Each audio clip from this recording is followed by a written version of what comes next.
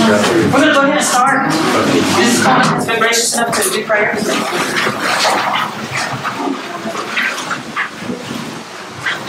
Izanımız iyi bir havayla geçer.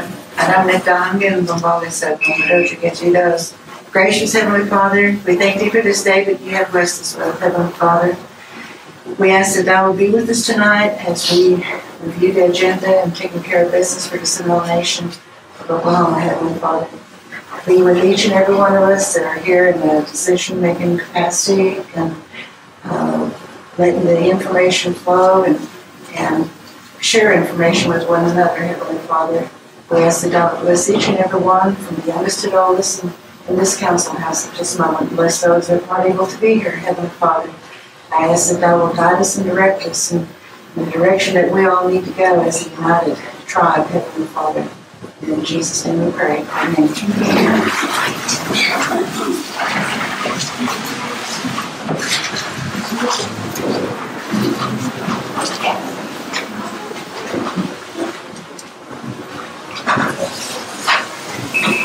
We don't have the minutes available right now from the last meeting. So I believe we'll just go ahead and table that next meeting. Is that agreeable? Yes. Well, there hasn't been a quorum for the last two meetings, so there's no minutes. But I want to go out of what do you call it? Order of business. What's your request? My request is that we've got two band chiefs sitting here, and we need to settle that. Who's going to be the voting band chief? Well, the request is that whatever their fight is, it's not, because this isn't the forum for us to discuss that or do it. Who's got a set of minutes to say this? That it's not settled. That's not our discussion. Yes. Chair, I'll make a motion that we stick with the agenda that's been provided first tonight, and that we've got a lot of things to discuss here with the upcoming agenda, and so I'd just like to make this motion that we go ahead and proceed with the agenda that's been prepared. Well, I brought this up for the simple reason that leaves you follow Pam without a vote or any say so at this time. Do you understand what I'm saying? Yes, I understand. So we're not going to acknowledge their vote or their voice? I don't think this is the time and place to be discussing. I think it is, because it starts right at your band level and your people. Well, the other side of it is the only decision that we'll have and the only time that we'll be making the vote is when we do our officer vacancy. They would get an officer vacancy. Band chief officer. There is secretary and treasurer. For us as band chiefs, that's what we have open right now. Well, yeah, but they don't want to be no vote. Could I ask that we go out of order on that then? That way we have somebody. John did it last time, didn't he? Yeah. Yeah, everybody's just been volunteering for this. But we want to go, he requested to go ahead and go out of order and discuss that. So we still have to go with that. He put that out there. I'm asking for a second.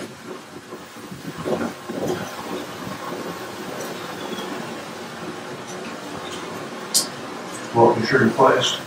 To go out of order of business, to acknowledge whichever one is the proper band chief, or not acknowledge and give them no voice at all. It's got to be one or the other. They got to have a voice or they don't have to have a voice.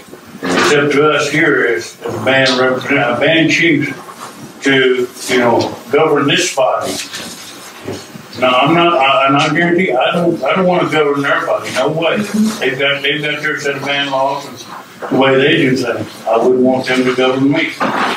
But I think that in order for my band to have a voice, somebody needs to be seated here. And that's why I'm saying that we need to give them a voice and a vote. And without a band chairman,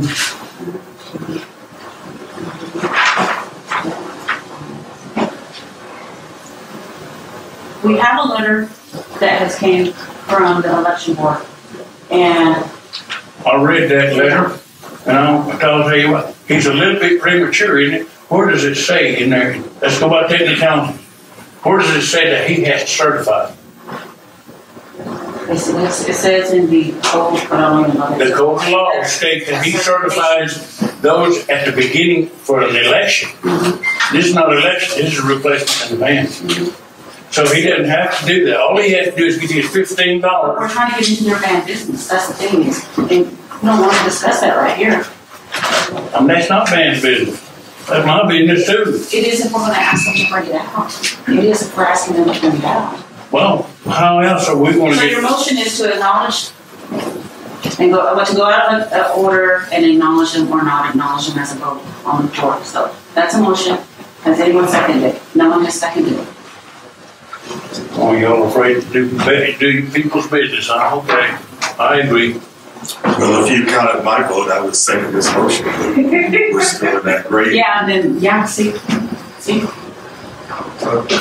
Could we ask that until this matter is resolved, that their vote be put in suspension until they decide? That'd be another motion. Clear that up. That'd be another motion.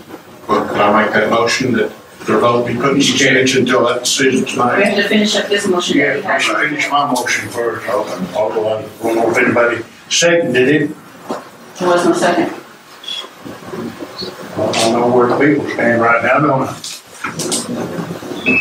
So can you reword your motion again, please? That we place their votes in, you follow van vote in suspension until they rectify that, who would actually be their band chief.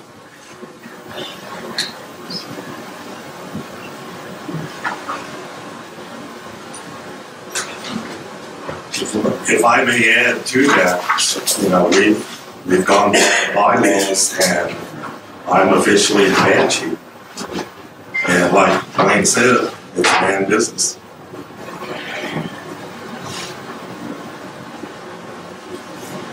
So Mr. Petit has a motion on the floor to place your follow band in suspension until they rectify who is the band chief. Is there a second for that one? What would that mean? It just means that they're here and can hear the information, but, I mean, that's essentially it. You got no voice. Have no vote on anything that we take, is what you're saying. But in looking at this, the only thing we're gonna vote on, if we do, is the officer vacancy. That's right, still no vote. And we can, anyone But gets to that still, I point. might want to be the secretary. Yeah, I was of gonna say, the anyone elections. get to that point. Y'all can decide if y'all want to table it till next meeting. That's on you guys. Since we're out of order, can we make a, I mean, you've already made a motion, it hasn't been seconded, can we make another motion to table anything that's going to need a vote, like the Yes. elections, until they have decided? So, There was no second, so our next motion is, Sounds to me that y'all already got together and done this, premeditated. And now y'all are supposed to be band chiefs, and y'all are supposed to represent the people. You're not doing it.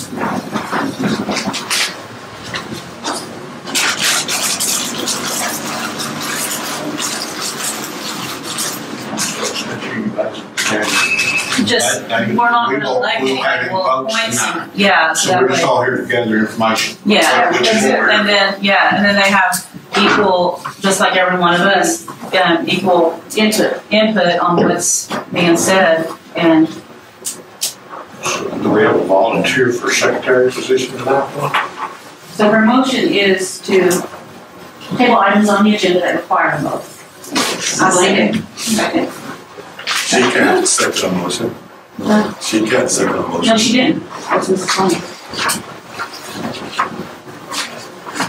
The thing about it, which I have to say again, is that our band had a meeting on the 16th of February. We had another meeting this past Saturday. So Well, we we've have a already motion had two on the floor meetings, to and table so the I am items the band chief. Well, see, and that's the required vote. Doesn't require a vote of the band chief. We vote to just complete that. So our motion is to table the items on the agenda that require a vote. There was a second by Mrs. Coleman, so now we're going to go ahead and move on with the agenda. We're looking at the general council agenda that's coming up. Happy to vote on it. You suspended the votes on it, now you voted on it. Now, it's kind of backwards, isn't it?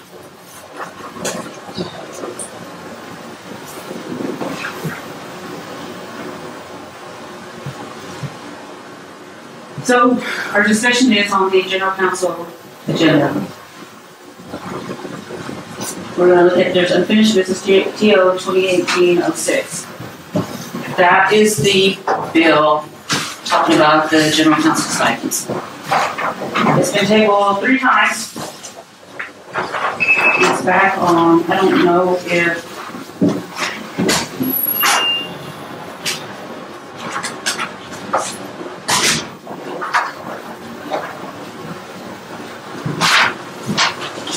is there any discussion on this, the table of ones?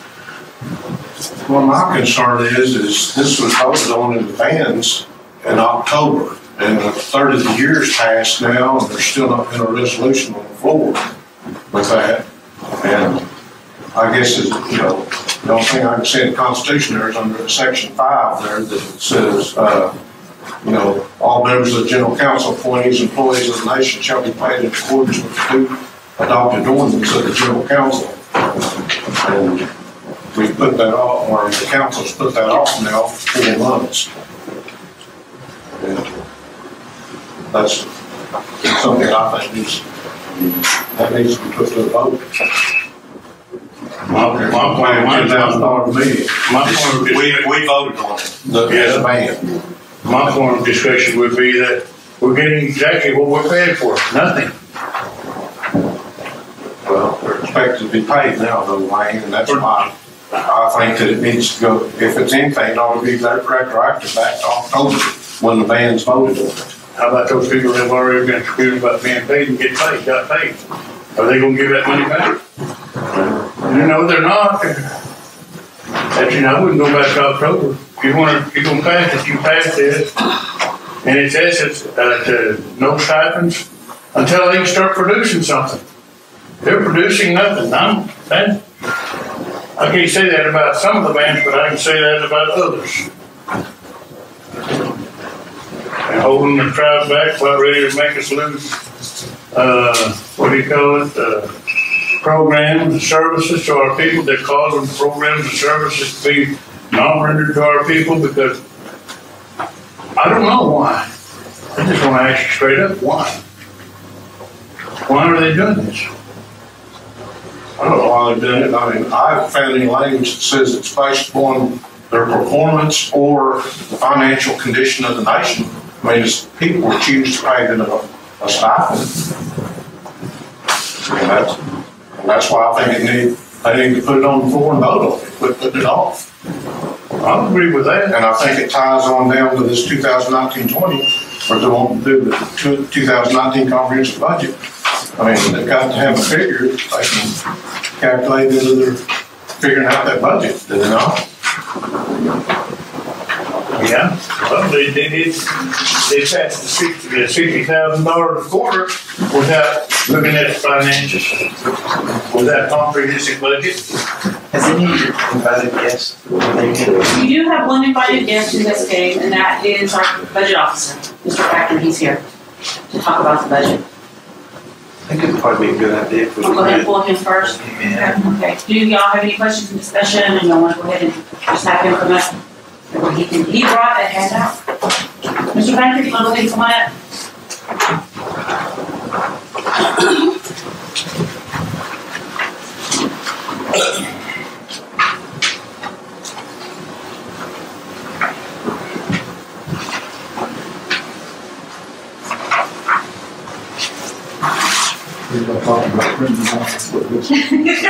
That's what I'm saying. That he's looking at. Well, the code laws can teeter totter with it. Yeah.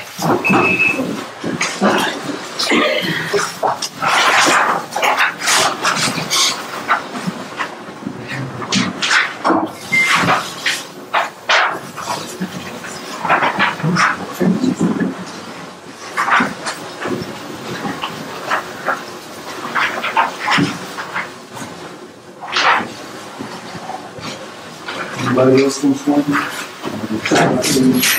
Okay, ours, the summary pages that are on the front of it.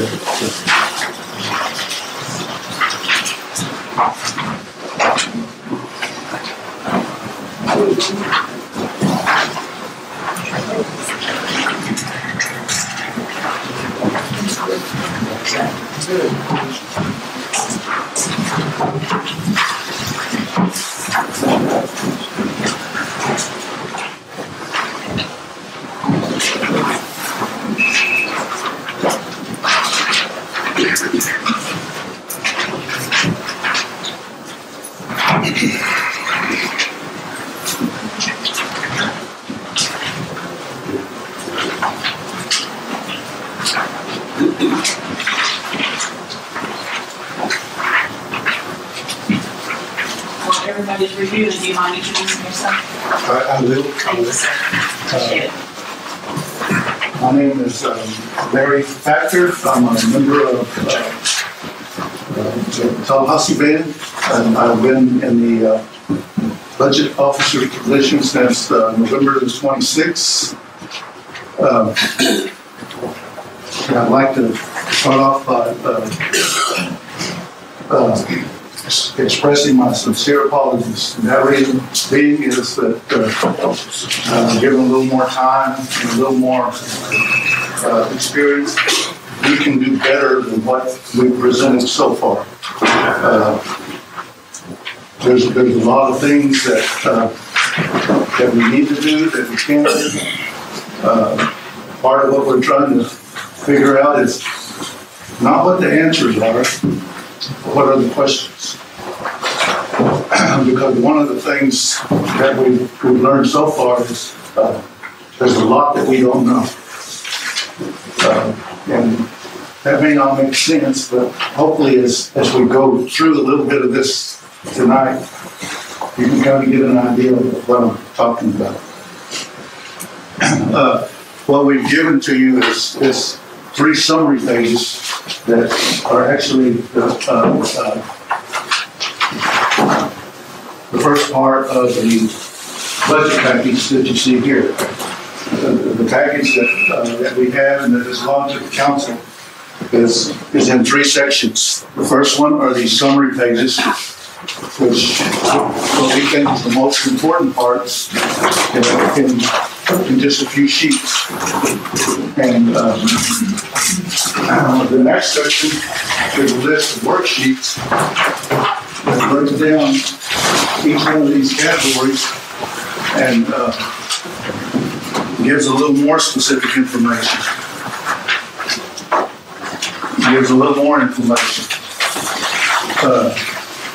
And the last section is the most specific breakdown where that's been provided to the council members, where if you wanted to see, for instance, the salaries, you just see individual positions and how much they make, how much the fringe benefits for that position are, as specific as we could possibly get it. So we go from what you see there, the general information, a little more specific, all the way to where, like I said, you get to see just what the directors work on.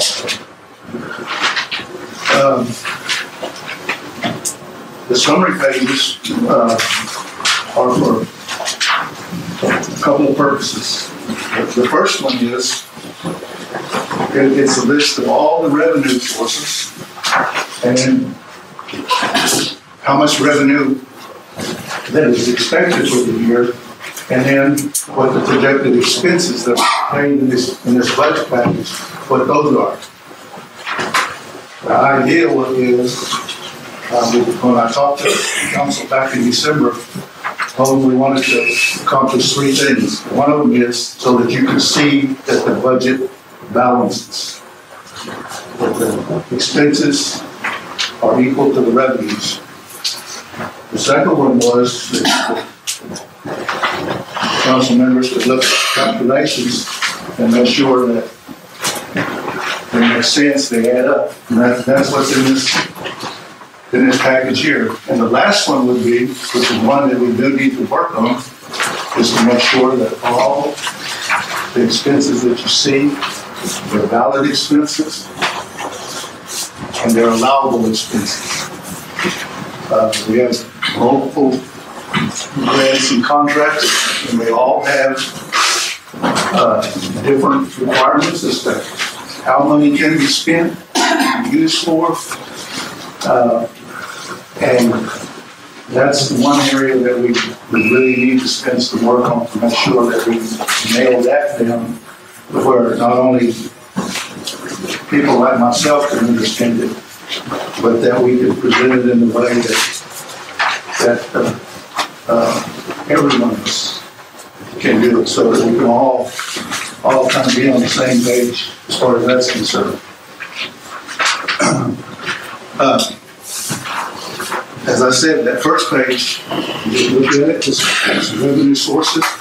And probably I should add, because the rest of the document matches what that is. When you go through this, all the other sheets you have are, they follow this pattern. For instance, it has general fund. The other sheets will show individual budgets for the general fund. It shows if it has BIA, you can see all BIA budgets that we have, what the expenses were. So they follow the same pattern, so that hopefully it'll be a little bit easier to follow, because this is a complicated process, and in some cases we've made it more complicated by doing some of the things that we've done in the past. As I said, that first page will show you what that they balance. And one important thing is that you see indirect costs is a different line on the bottom. And the reason indirect costs is a different line on the bottom is because it's not an income or has no revenue. Indirect costs is our cost for doing business. We have a rate that's been given to us granted to us by the Bureau of Indian Affairs. Applies to all the grants and contracts we have, which is 34.14% of our budgets minus expenses and contracts. So basically what we get is 34.14 cents on every dollar that passes through. And we get to collect that amount, and then we in turn use that money to pay for the accounting and financial services, procurement services, HR, maintenance, IT, all of those different things. But really and truly, that's really not our money. We have to, number one, we have to spend it. We have to spend $1 before we get to 34 cents.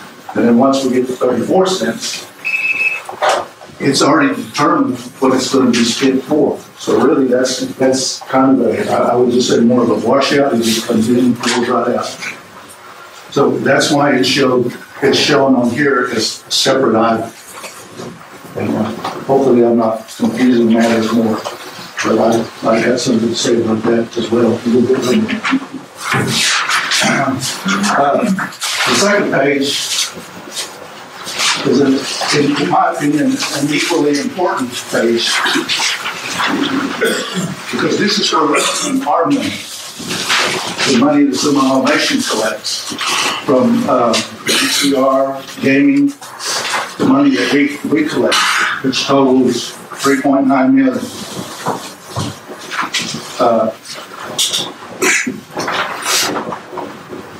These are the programs and budgets that we spend our money on.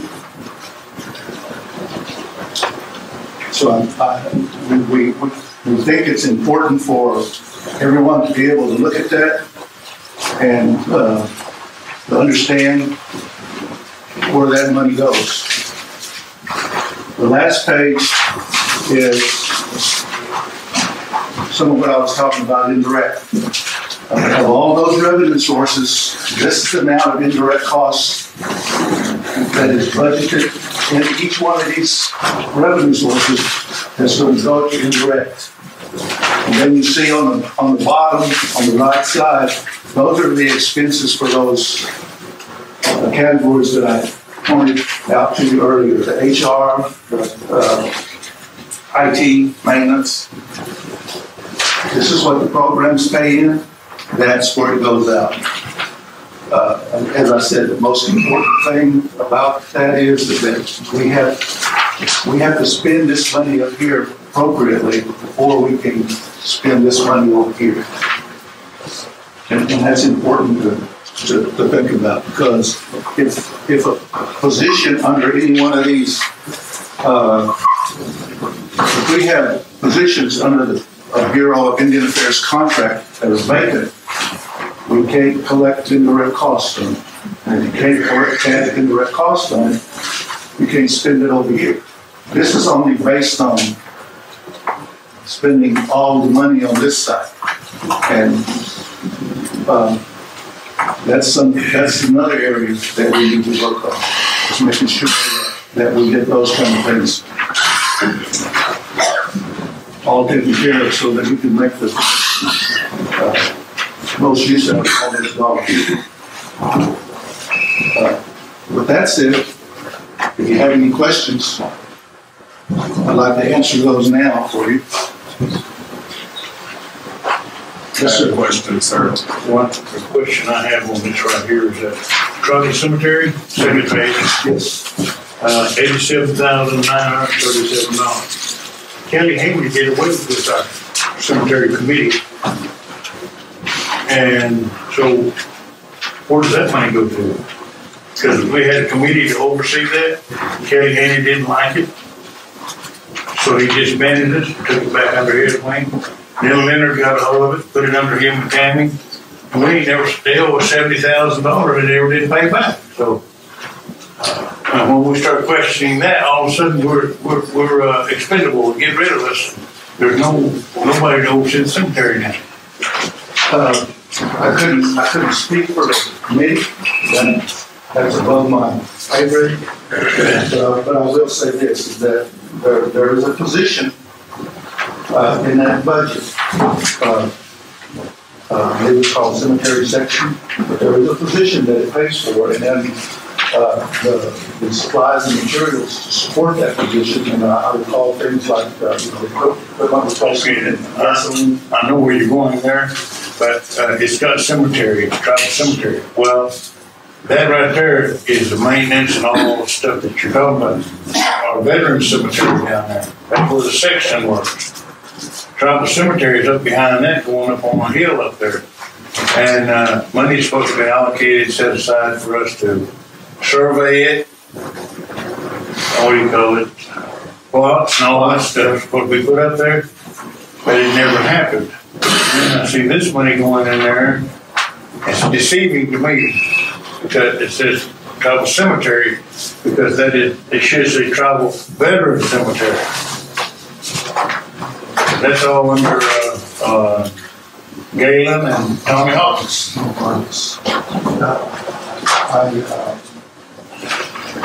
I'll find out more on that. Okay, and what we're talking about is the difference between veteran cemetery and then tribal cemetery. Because this one is worded tribal cemetery, and all the language that I've seen so far has been tribal cemetery. Right. And there's a distinct difference in there, because we do have the veteran cemetery at the bottom of the hill with that fence around it and everything. And then we have a tribal cemetery that starts behind it. And I don't know how that got in there, because if that's the case, then I'm going to have to go to the chief and ask him to revise the cemetery committee, reinstate them, so we can start surveying and doing the things that need to be done up here for our tribal people. Right now, we haven't got anybody buried up there because we haven't done any of that. Because our past administrations, I say two of them, have saw it in their infinite wisdom that, that people don't need to get buried again. I don't know. We can just stand and look there like that. I agree with what you're saying, but everything I've seen is talking about tribal cemetery, or just what you're talking about now. But I'll see what I can find out on that, and I'll go back to you through the. Okay. Through this group. Okay. I might have a lot more questions, but right there, just not getting. Yes, sir. Yes, sir. When you talk about the total indirect cost, is that just the federal programs, or does that include the VCR and gaming as well? That's a good point. The one thing that we did different on this one is every budget, whether it's VCR or general fund, we calculated what the indirect cost was for that. But in the past, they had it was shown as a subsidy, and there was an amount in it. However, our feeling is reading it this way, you could more realistically see what the cost of that program is when it's calculated that way. It also makes it easier on the other side when we're actually collecting the indirect costs, exactly who you're collecting it from. So it's easier to track in the system. Thank you. Now you got a question? Yes, I have two questions. First question is the indirect cost rate of 34.14. That was a 2018 indirect cost rate. And since a new one has not been negotiated, we're allowed to use that. That's my understanding, is that the Bureau is still honoring that. They're still And on. once the Bureau goes along with it, everyone else pretty much follows it unless they get specific. My even understanding is that you say it's 2018, I'm going to say it's more like 15 or 16, because we're not caught up yet. So the rate hasn't been negotiated, right? The new rates, yeah. When was the rate negotiated last year in December? Yeah. Yeah. Okay, the second question was, I noticed that in the budgets as presented, fiscal year 18 hourly rate and the salary rates, and the fiscal year 19 rates are the same. The rates for the 2018 are not the rates that were approved by council in 2017 for the 18 budget. And the rates have not changed, the salary rates have not changed from that point that they have been approved to the present. You know, for an example, like the procurement director, okay, it shows that they're being paid at 13 level. But the rate that they show here for 13 is $28.85, then 60,001 cent or something like that. And this is the approved wage and salary schedule that was signed off by the personnel board and the HR director in 2015. And nowhere on here is any hourly rate or any salary that has that particular figure, okay? And also too, the procurement director's position shows it being changed from a 12, step 2, to a 13. And the procurement specialist is an 11. It was budgeted for an 11, step 4, and now it's being shown as a 12, step 2. And they're showing that the new increased rates as the base rate for 2018, which is incorrect. Because the 2017 for general fund for 2018, it was approved in 2017 by Tribal Resolution 89.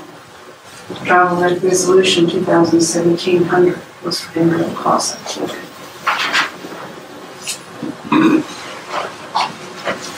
Excellent point. And when I said we can do better, one of my concerns has been this basically, because you brought up a couple of examples. I could probably find you 50 more. I'm sure 50 more, because we don't go by this. And my question has been, what do we need to do to make sure this is adhered to?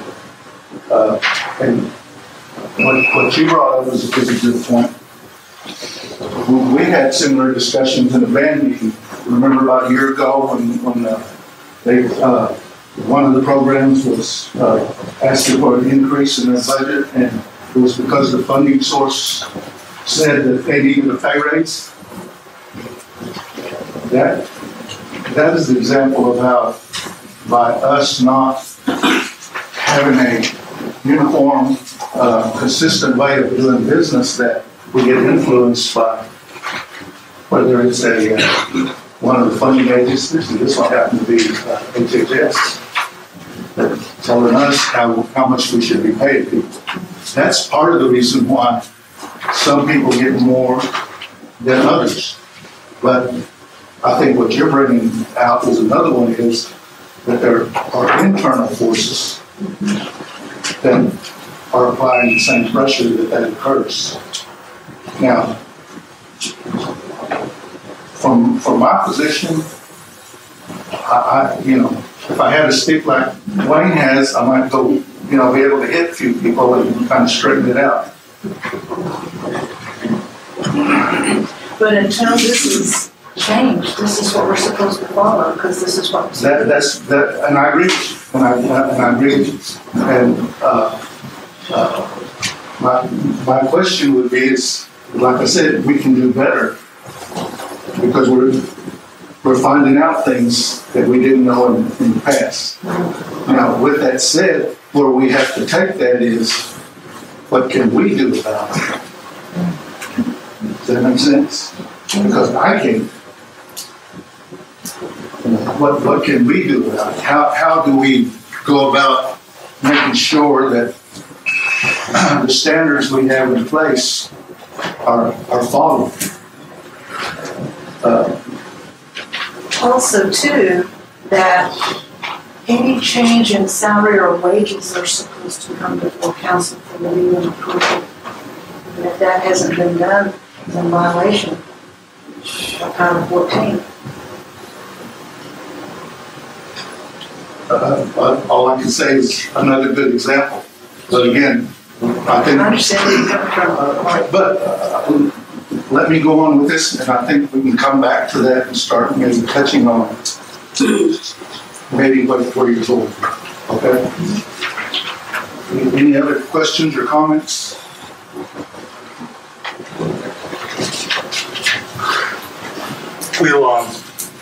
You and I we've got a meeting scheduled next week. We can discuss that in greater detail. Okay. And with what my friend John has said, I'll offer it to everybody. If there are band members or bands that would like me to come and talk to them these next few days, I'd be glad to be present at your band meetings. Just let me know. Or if you would like to stop by my office and discuss this in a little more detail, or I could meet you somewhere and discuss it in more detail, I'm open to do that.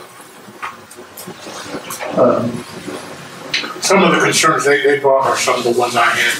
Right now, I'm just kind of listening to you, kind of soaking it all in. I appreciate that. I appreciate that.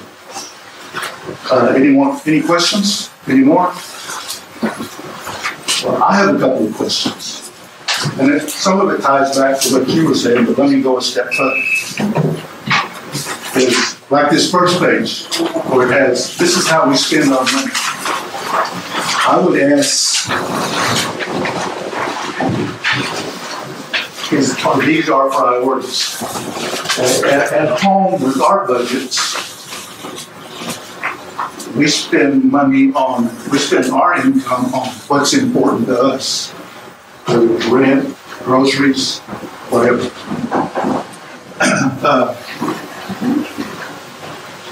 Does this reflect what's important to the Seminole Nation? If it is, great. If it's not, and this ties back to your question, what can we do about it? How do we deal with it? I'm asking you, how do we deal with that? How do we deal with this?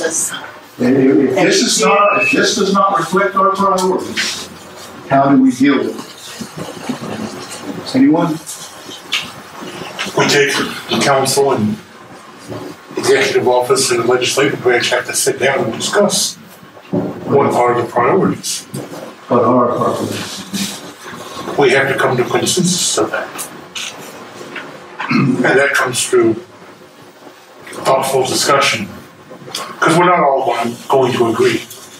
But we can all sit down and put our cards on the table. And through that come to some sort of agreement as to what we all do agree. it's a priority. Excellent point. I appreciate it, because that's what I'm hoping we would go. One of the things on top of everybody that I enjoy about the budget process, and I've worked in budgets with Indian Health Service and with tribes, with the Cree Nation, is that I compare this to when you go to the clinic and there's something, you have a problem, you go in and you tell them what your problem is, tell the doctor what your problem is, and they draw your blood. They draw your blood, and from your blood they're going to run tests, and they can more clearly identify exactly what that ailment is. When this money flows through the organization, it's like that blood. And when we follow this money, we can start to see what decisions are made or are not made, and how they reflect on how we do business. Does that make sense? Because this money, it's a flow that just moves right through us all. Everything we do, every decision we make, you can see it here if you know what to look for. Just like a doctor does, or a lab tech, or a center. They know what to look for. That goes back to the question. There's a lot that we don't know. Richard and John, I worked with them on a couple of things in the past with Indian Health Service, and one of the things that was hammered home to us is we don't know what we don't know. And because we don't know, there's a lot of things that get by us that we have no idea that even existed. Now, the thing about that is, the more we find out that we know, the more we realize that there's a lot we don't know. Does that make sense? The more you know, the more you realize, I really didn't know what was going on to begin with. The question is, why don't we know? Who's in these positions to know, to give us the information? That's an excellent point, because where we want to get to is that when we ask the question, we have a pretty good idea of what the answer should be. But it looks like it's just going like in a circle, like we're just playing games. What's your position here, as in, you should know, or who knows, is what I'm asking you. It depends on what we're talking about. And in a given state, there are people. Now, I can explain the best. When it comes to items like HR, that's someone else. Does that make sense? Like the question she asked about the sound scale. So you're presenting this, but I'm talking about the numbers. I'm presenting. break it down. Pardon? We'll break it down, because right now I'm still lost. There's nobody knows. Who knows? Who knows? Everything's just going in a circle. Good point. Confusion is always good to get whatever is going to happen, whatever. That's what I see. But you bring up a good point, excellent point, because let me touch back on what he was saying on the floor about we ask the question and the information. When I say we could get better, one of the things I would say is that to get better, for us to get better, is we have to have you asking the right questions. And for you to ask the right questions, the thing we have to do is give you the information on which to base your questions, and then you can judge for yourself whether the answers we give you are correct or not. Now, in our band meetings, we talked for a couple of years about having more information so that when we come to the band meetings, that we can make an informed decision. Isn't there somebody that audits every program? That happens. To make sure everything's going where it's supposed to be. Those kind of things happen. And who it's going to, and verify it And all those things. Make sure these people even exist or are in the you know, they might be helping people over in Okmulgee and all this and that, because I've seen it. I understand what you're saying, and there are things in place to do that. But I think what you're asking is overall, when we look at the whole show, correct? Is to how do we make decisions on those things? This is just one part of it. This is just the money part. But as I said, when you start to look at it, as it flows through the organization, it picks up things, and you start looking at those things. But even with this, one of the last question I was going to ask is, how do we make this better for you? But that's who's our position to make it better. Just like you're asking, you know, how can we make it better? Well, I don't know. So we'll just go with this. I mean, that's what it looks like. But that's not what I want you to do. I want you to look at it critically. I want you to find something wrong with that and tell me. If you can look at it and find something wrong, it'll help me make it better next time. Does that make sense? And if you don't understand,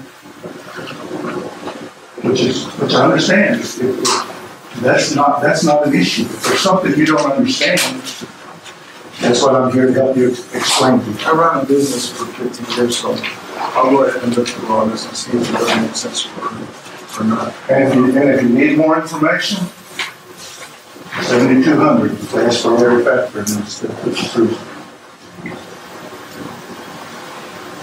And we get the same look at what you got, all the information you're getting, we can get that ourselves. You don't want all the information I'm getting. I've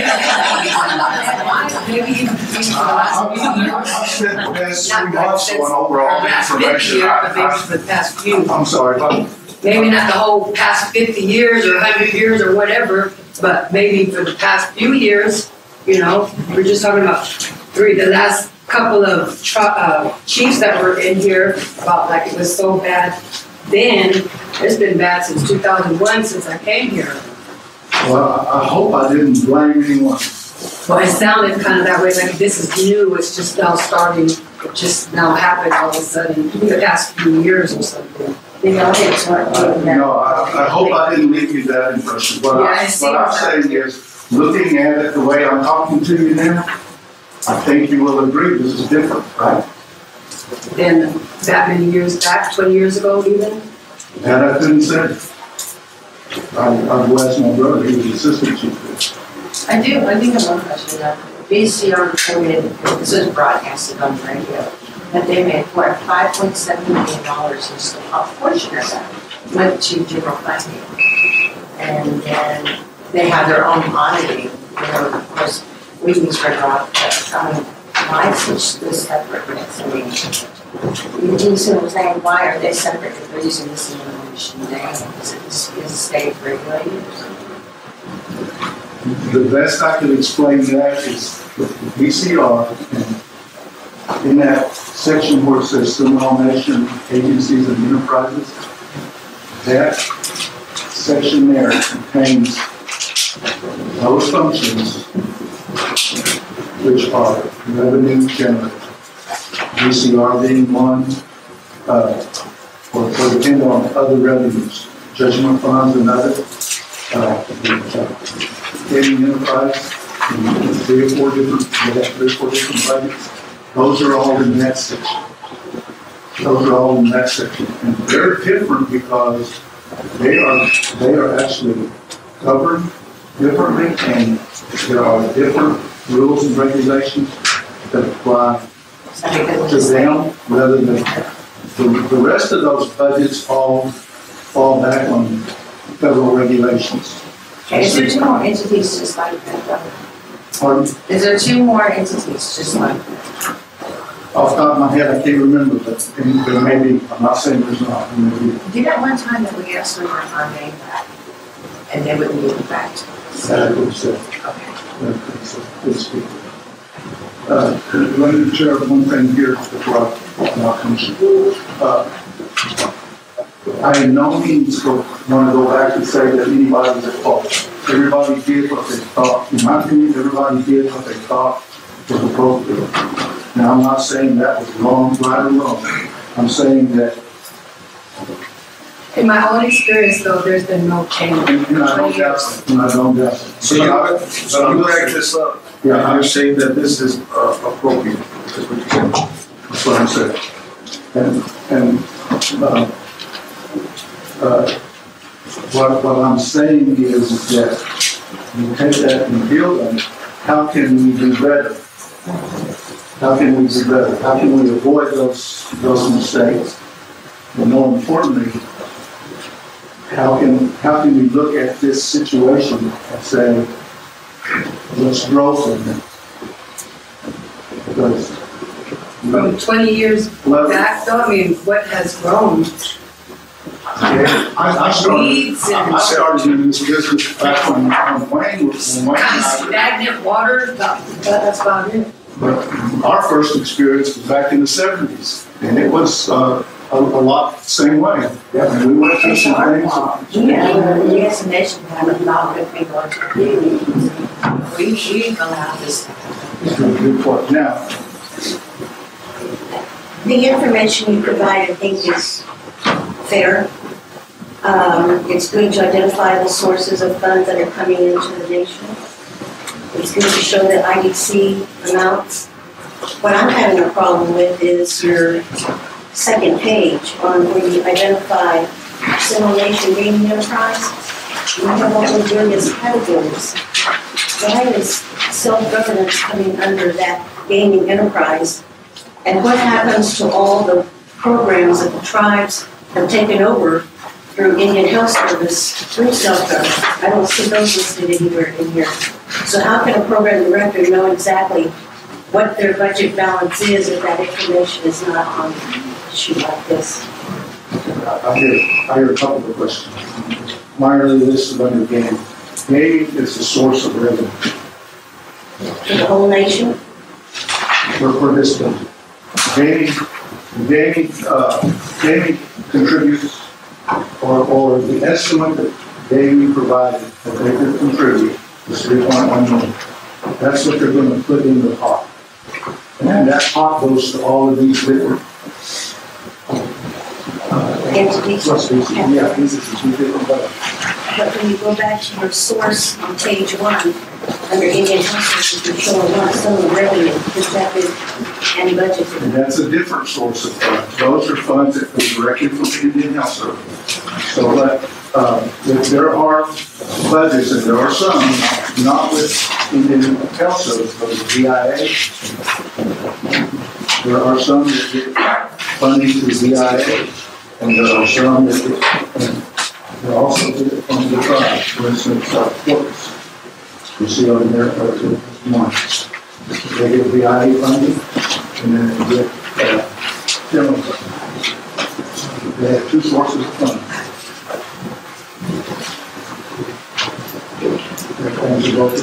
I don't know. So what happens to the programs under Indian Health Service that the tribe is negotiated for to assume under self-governance? I don't see anything. They have their own budgets, and they make up that total. There are 4 of them. Alcohol and substance abuse, CHR, environmental health, and then we also included with that the diabetes, which is a grant. It's not part of the IHS compact. Okay, but that's separate. Which is not, it's a statutory mandated grant, and there is a provision in that funding agreement that makes reference to that. The money comes through the funding agreement, but it's treated separately administratively. We still deal with that grant. We still get the grant form separately when we do the IHS funds. We come in on a different sheet. We come in on a different sheet when the money comes to the bank and comes to the So we didn't assume those functions under the funding agreement. Those 4 that I talked about, we have control over that. We get, those are all coming under the compact agreement. And we operate those entirely on our own. Excuse me, sir. What is your name and what's your title? My name is Larry. In your job description? Backer, and my title is I'm the budget officer. And do you get accounts of every program, every funding agency? Who gets the entire collection for the Seminole Nation? I don't get everything. I get most of those that are shown in federal grants and contracts. I get to see all those.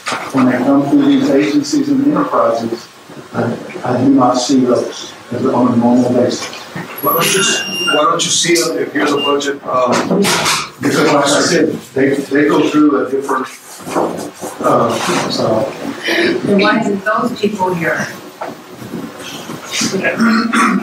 because I work for a corporation for the American Indian Clinic in Los Angeles, and I was a fiscal officer, and I got an accounting of every program, every grant that come in from each program direct at all times. Even if they bought we had a nutrition program. If somebody bought a wooden spoon, they handed us a receipt. We took care of all of it. And every month we had to hand in a report from every program, every paid cash or whatever came in, and gave it to the board of directors every month. Each program had to hand in their budget and what they spent from funding agencies all over the United States. and that's our normal process, especially for these federal grants and contracts. The other part, the one I was talking about, where we had agencies and enterprises outside of the judgment fund, most of those do their own thing. They're a part of this because they're a part of the nation. And they're using our name, but they also have our blessing through the council resolutions. I think that's when we tried to get it back. I don't know how long ago it was. If it was in the mid-'80s or early '80s. You might remember there was 3 entities that were using the Seminole Nation name. And apparently this is the effect and outcome. They're using the name, why aren't they paying rent? I think it has something to do with state. The state's hard to fight because they have actually run Indian territory in the Oklahoma City area, which is not considered Indian territory. And they're wrong about that too. They're still in their territory. They bought the land, but they didn't buy the river. And they're still over that. But yeah, what you're talking about, yeah, they're working in it. There are. And they're using this to kill with that. But they don't, but there's a different set of bylaws for each one of those entities that separate them from the Seminole Nation itself. BCO, Seminole Nation. And that is Seminole Nation, although they're separate entities. They got another set of rules and guidelines that they go under, although they come under the Seminole Nation, the umbrella of the Seminole Nation. And it's the same with Seminole. They come under the umbrella of the Seminole Nation, but they're set up as a kind of like things got us in trouble now, LLC. But they're not an LLC, they're set up as. And that's what that's why they're the business entity of the nation. That's that. Right now, they're trying to get that ADA certification, and hopefully by next Saturday they'll have the ADA certification. So they can know that's where they can look on. But then I can make a little bit more. Actually, pretty. 6:30. And they actually asked me for a position in their company. So. I could probably give you that's a freshman until we want. But they're set up on different bylaws. They're structured differently, and although they're under the umbrella of Seminole Nation, that way they keep a certain solemnity about them, but then they turn other solemn like want to borrow money. That's on them. From what I understand,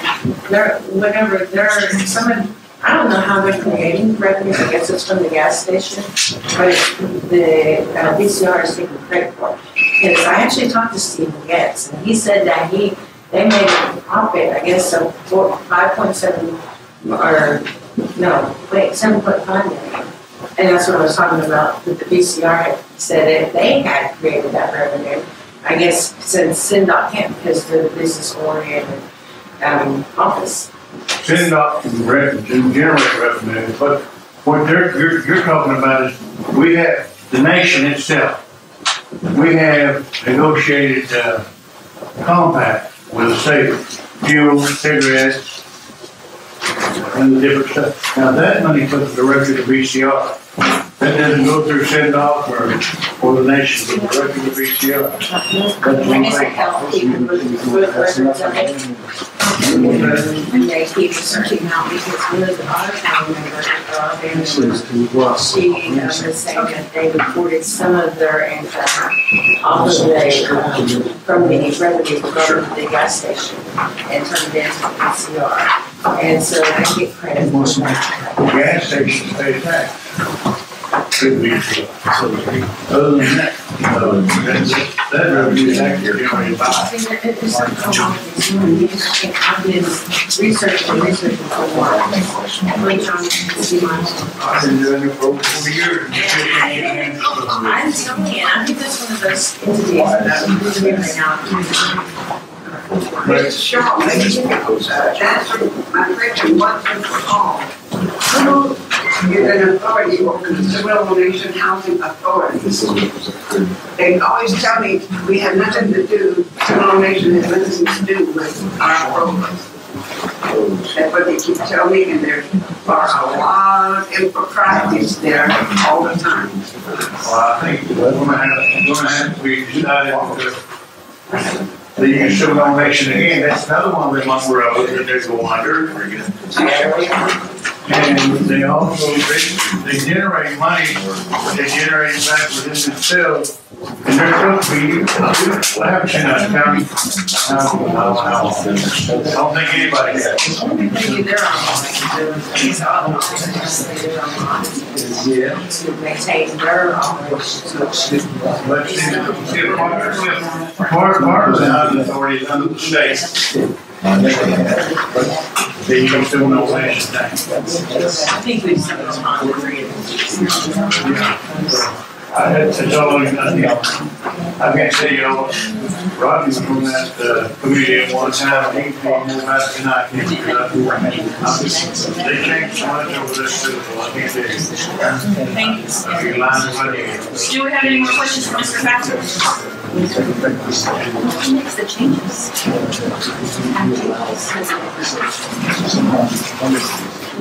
I did have a question on the TCNS funds.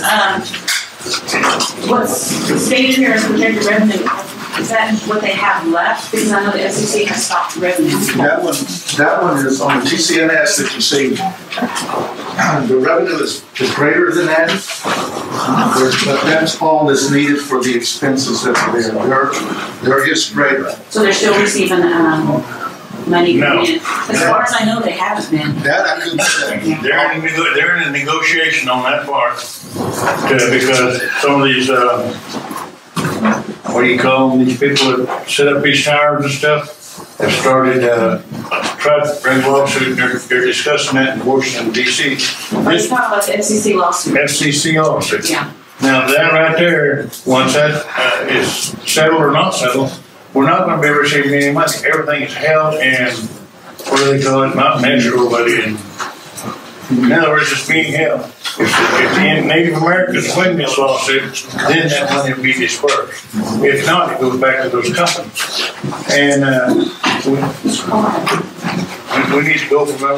Right now, we all need to be fighting for it, because they quit consulting us and going around the FCC. That's the reason that happened. In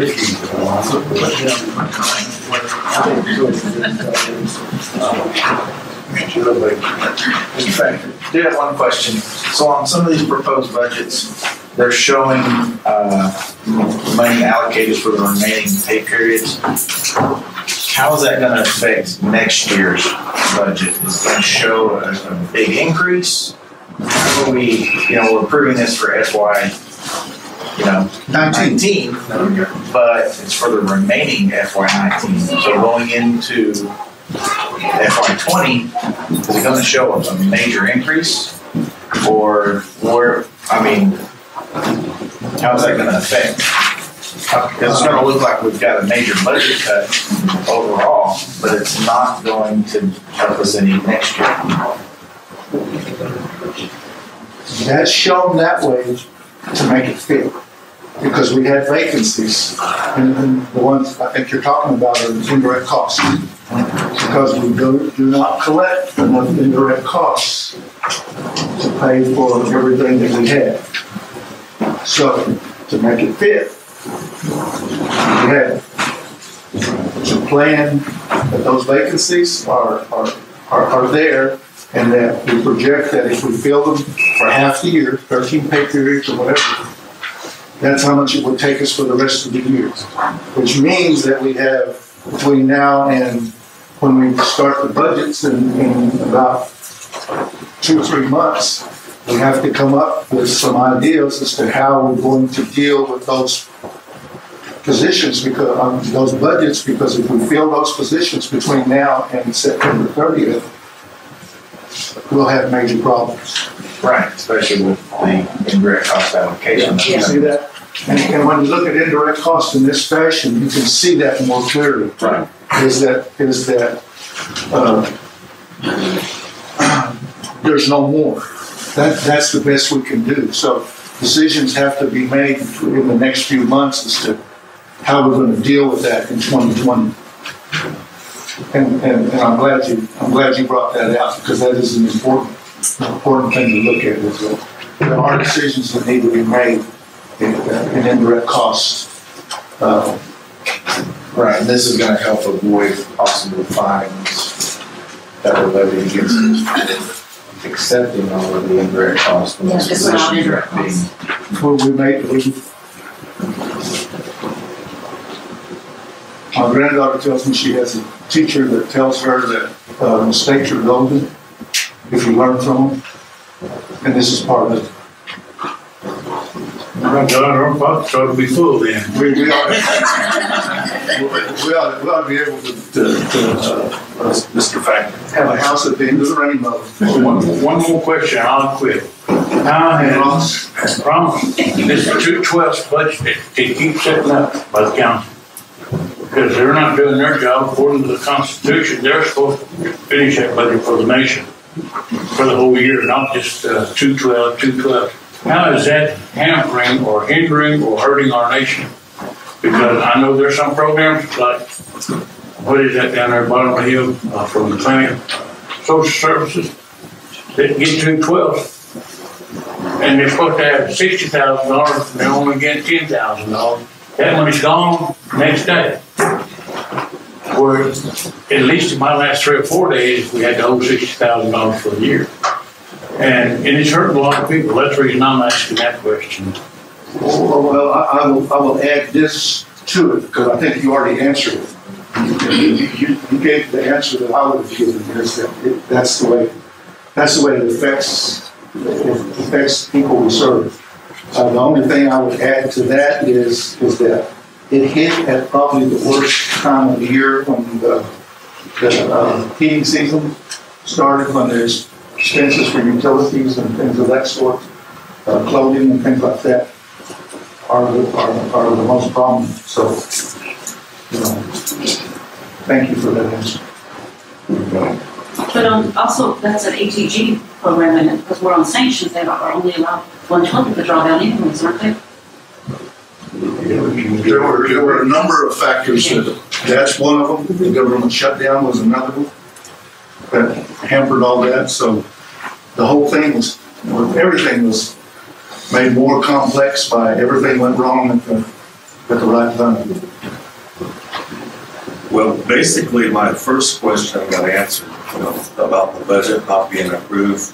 because we're halfway through the fiscal year now, and still haven't approved budget. When I was on the finance committee, and Ella can attest to this, we asked the funding entities like BCR and gaming, how much money can you promise us for this next budget year? And we kind of had a policy where they had to meet with the finance committee and the budget officer to say how much money that they can afford to give it a try. Have you done that yet, or will you be doing that recently? For 2020, that will be done by April 1st. They will give us those figures, and they'll give us those figures. Then we'll use those figures to base the 2020 budget on in September. Yes, I was kind of wondering that too. That's actually the law. They're required to do that. And every entity that brings in revenue, VCR and all of them, then they have to give a proposed revenue account, and that's supposed to be certified. That's why there was litigation brought against Leonard during his administration that he wasn't doing that. He wasn't certifying those things. If they're certified, if those people say that they're going to bring in X amount of dollars from gaming, for instance, and that revenue that they propose is unrealistic, and it has been in the past. And some of those other, well, we pretty much know VCR, because they pretty much just collect the check. But some of those others that actually make their money, then whenever they propose those numbers, and the council makes the budget according to those numbers, and they're inflated, then we're stuck with that, owing that money, because that money's not available. And that puts everybody in a bind, and that's why I said those are supposed to be certified, and they're held to it. If they're not certified, then nothing happens. And this is all wrong. Yeah, that's what I said. That's the law. And the way it used to be is that they met here in the council house with those entities, and the people came, and they had a right to listen, to those estimated figures or those budgets, or the monies that they're going to bring in. Then everybody came like this that had interest in it, and they could ask questions. Now that's a lot of that during Leonard's term that was done behind closed doors, and then it wasn't done. It was never certified, and that's why that litigation was brought against him. And he finally started doing that. I think the last couple of years, making sure those going by the law anyway and certifying those things. And that's why when Derek brought that up, that's why I was thinking, well, that's not just to the finance committee, that's to the nation, and that's supposed to be certified by law, not if they want to or not want to. And that's another one of those areas when I said we could do better. Yeah. Because we need to look at that more closely, not just what they promised, but what was delivered. Yeah. And to make that available as well. Yeah, the council, they could be after their the first quarter, then they get that report, and they can see if they're falling in line with all of those. And by the second quarter, well, they should know if they're bringing in the revenue that they estimated or not. But anyway. Like the ones that are just sitting there getting the paycheck. So somebody's getting a check. For nothing. Yeah, well, somebody's getting a check. It's going around here. You're defeating the purpose. You're paying them, sitting there doing nothing, and you're not getting nothing. You're giving them more back. If I could have your permission for a second, I want to step away from being a budget officer. If they're sitting there not doing anything, that's my fault. Yeah, and there's been CEOs that's been in the past, who makes $80,000? That's a tribal member a year. No, what I'm saying $100,000 a year. People are doing something that shouldn't be doing. They shouldn't be getting paid that much. I'm not saying that. I'm saying that's my fault as a God in the place, because I need to deal with that and use the system that we have, which is this is part of it, to deal with that. Well, I've never been part of that system, so. You're not a tribal member? Oh, yes, I am. I'm just saying I've never been part of it. You're like my band members, they asked me to come, they invited me. Oh, yeah, I've had some do that, but I've had many of my own relatives keep me from being in the meetings, going, even to this day, not wanting me to be there, not having a job with the Seminole Nation ever. You know, I was told, you will never work the Seminole Nation, you know, number of occasions, and that's how it is. And how do people that are guilty of embezzling one entity, I guess you call it, and move to the other entity, and then all of a sudden all these numbers are going, you know, adding up, and that person just went from that entity to that entity. And it's happening again, right there. Family members. Yeah, it is. Trouble conflict right down there. Mm-hmm. And more relatives.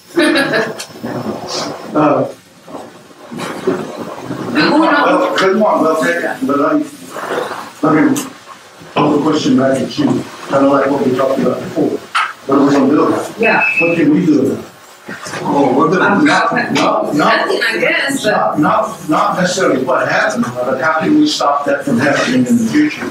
That's what, when I say this thing flows through us like blood, that's kind of what I'm talking about. You know, the doctor's going to give you a prescription, they're going to give you some drugs to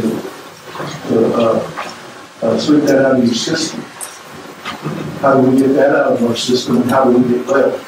Depends on a personnel director, I guess. Whatever you're looking Yeah. Yes, whoever's the one that wants to sit there and says they got the last say on every employment is the one that's sitting there, whether or not, you know, because it's been said to me and told to me by different people and stuff too for the past few years. It has to go through that person before anybody's hired. They got the last say, that one person. The chief said that if you submit a resume to him, he'll hire you, he'll find your position anyway. So he's got a lot of spots to fill, and just give him a resume. I think we, take our band meetings, be a voice.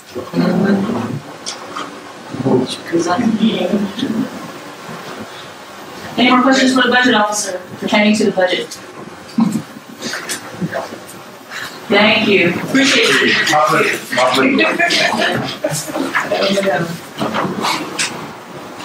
one question, how long have you been the budget officer? He says it's I started on November the 26th. What happened to the previous budget officer? She resigned, that I can say. But I will add this, I'll tell you something a little funny about it. This is the fourth time I've been with Seminole. The second time I was chief for a day. Here at Milo and Miller's, they had all those problems, and one day they in the morning they said, "Okay, we got to go talk to our lawyer." Left me in charge. Yeah, about 2 o'clock, word comes as Channel 10's coming over here. They want to interview chief.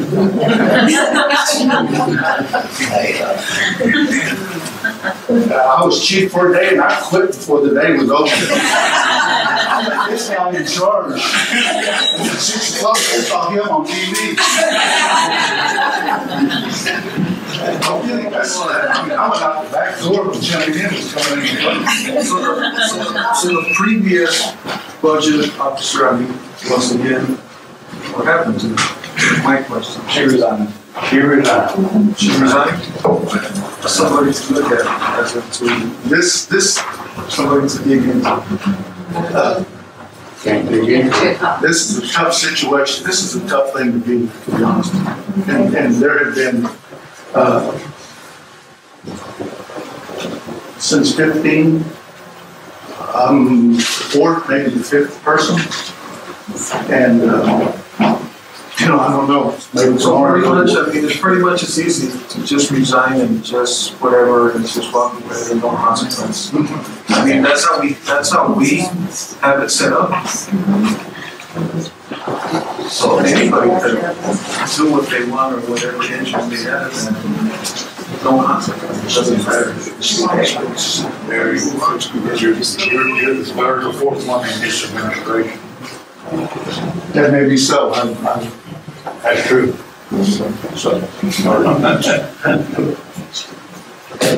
Well, maybe I could say that with your help, I'll be the last one way or the other. You lasted longer than others have already. We're all the rest of them are. Okay, moving along. Thank you. Just give them the big hand, please. Appreciate that. I tried to take notes, so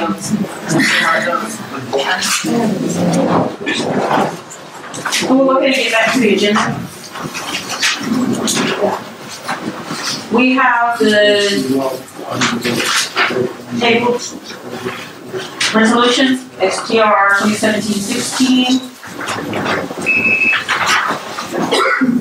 and PR 2018-59, 2019-07. 16 has been on there for over 2 years. Needs to be acted on because it's changed numerous times. And I know the sponsor, I don't know if the sponsor will pull it off or not, it's up to the sponsor. But I'm feeling that, it should be voted on, do something with it or not do something with it. It's gotta go one way or the other. The sponsor is you. I know, that's a personal feeling on my part. I've done talking. Yeah. But you've explained your stand to me, and I've explained my stand. What I'm doing is I'm holding it out for respect of our current chief. This is a job. This resolution could go through. I could put it off to the council. But the first thing that I feel that needs to happen is there needs to be a honest discussion between the regents of SSC and the chief of the Seminole Nation. They need to come to some sort of agreement on this. Now, I could move on ahead and put it to the floor, but to me, that's very disrespectful to our chief to put it forward and not give him that opportunity to make the initial discussions on this. Now, at the last meeting, he said he had a discussion with President Reynolds, and I said I would wait for a letter of statement from President Reynolds. President Reynolds did speak to me, and she said she is, as far as they're concerned, SSC is still interested in making this land swap. So I once again have to go back and ask Chief Chilcote to have a meeting because apparently SSC is still interested. Well, John, I can speak for my man. We done voted on this, and it's a no anyway. Because we buy land and then we're going to give away more than we're receiving. And so, the total, then they want more now. The total worth of the land that we're offering to trade for equals less than $100,000 in the bank. The worth of the land that's close to the highway totals more than $200,000. So in total, an actual money, an actual worth of land, we're coming out ahead. Yeah, but all I'm saying is that this land, this little small parcel of land is right there by 3E. It may not look like much, but you can place a business. If we bypass this, if we let this land go, a developer's going to buy that, and they're going to put something there, and people are going to ask me, why the hell didn't Seminole Nation get that? Well, they can ask. We can tell them. Wouldn't worth it. But they got a dormitory sitting on there. How come? And SSC is authorized to deal with that. That dormitory? Yes. Are they gonna tear it down, or are they gonna do Well, what? it becomes ours, we can do. Well, We can do it. what's in there that they don't wanna tear it down, they don't wanna get into it? I think there may be asbestos, there may be lead paint, there may be several factors that offset the reason that they're not messing with it, because it's gonna cost SSC money. I imagine it will. And, It'll cost us money to do something with it as well. but if we buy it, we have to get rid of that building. We're not buying it, we're trading it. Well, even if we trade it, we still gotta put money into it to, demolish or It's going to require money regardless. not that building. If it's a good building, all you gotta do is let it revamp it. But if it's got all the asbestos and everything else, then it's gonna cost us hundreds of thousands of dollars to do an abatement, to tear it down and move it off or something, because you have to hire special companies to do that. There have been, estimations on that property. Now, you're right. There may be something there that we haven't seen, but in the initial evaluations of that building, they found nothing dangerous in the building.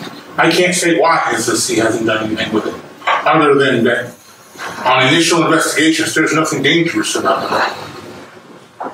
I'd have to see that right before I even think about it. And that's me. I'm not talking about for my band, but that's information I can take back to my band so they can do something about it. Okay. But I have to see it right. I can't sit here. That's just like saying, well, that's the building we're gonna meet in next week, and that old council house has been going down for years. This would be a part of the discussion that one would have whenever you do have a meeting, there's a meeting between the chief and the President Reynolds. There's a lot of disclosure that would be made, at that particular meeting as to right questions. I think that they want to maintain their integrity, their credibility, and doing a good business project, business venture with the Seminole Nation, a tribal government. And I don't think that they would do anything that would be harmful, I might say. Chair, you have a question in the gallery. Oh, I'm sorry. I'm just trying to take notes. Representative Narkme, you mentioned, to buy this land or to do the land swap, we can put a business on it. Where's your business plan? Is one done? You have one in your back pocket ready to move on it. If you My goal is to simply acquire the land. Again, for swapping, buying, whatever you want without a business plan in place. So we're just gonna get some more land, just like the rest of the land we still have, that nothing's being put on it. Nothing's making any type of profit off of it. Is that correct? Yes. Thank you.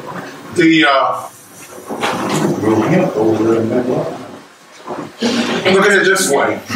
It's all supposed to be our land anyway. What do you say? So what's wrong with us acquiring more of it? It's all supposed to be ours anyway. I'm not the sponsor, but you are. No, I'm just asking you a question. What's wrong with us getting more of it? It's supposed to be ours anyway. We need to use the land we have right now. Right. We have a balloon payment coming up on that $980. And we have a Department of Commerce that's supposed to present plans. But there's another question on that too. When we get that acres, they have the right later on to get 10 more acres. Is that correct? Yes. Exactly. It's not just 15 acres or 7. How many acres has 5 acres? So we could add 15 acres plus 10. The land that we're thinking of trading, yes, it's an uneven swap. But the land that's right there by the interstate that we're looking to acquire is worth far more than the back pasture land that we're trading. They don't have to go far to find somebody to take nothing for it, no? I mean, they're paying us to take their mess. They don't want it, they don't want it. They can't do anything with it. Well, but we're gonna But buy we it. can. What are you gonna do with That's it? up to us. That's the question, what are you gonna do with it? Into consideration, how about that church? The church is not up for discussion. That church belongs to them. I know it belongs to them, but how about the church? I mean, what do we want to put a small gaming hall right on that corner? We could put a store there. I didn't say a store, I said gaming hall. That's a lot of headache. I'm not saying it's a headache, I said, what if we decide to put a small gaming hall there? Creek Nation's got one up there on the corner.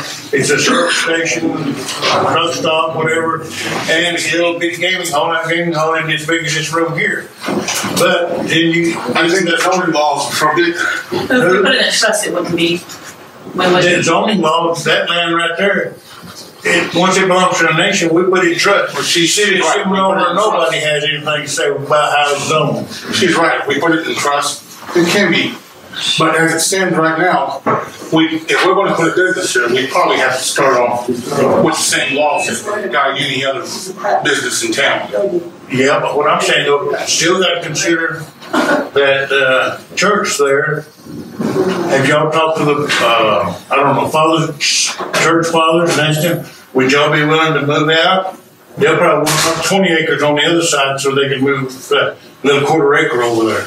We haven't discussed anything with the church. So we've got to discuss all avenues of it, not just what SSC, what Seminole Nation is talking about, or what Lewis is talking about. Why should we be concerned about what the church wants?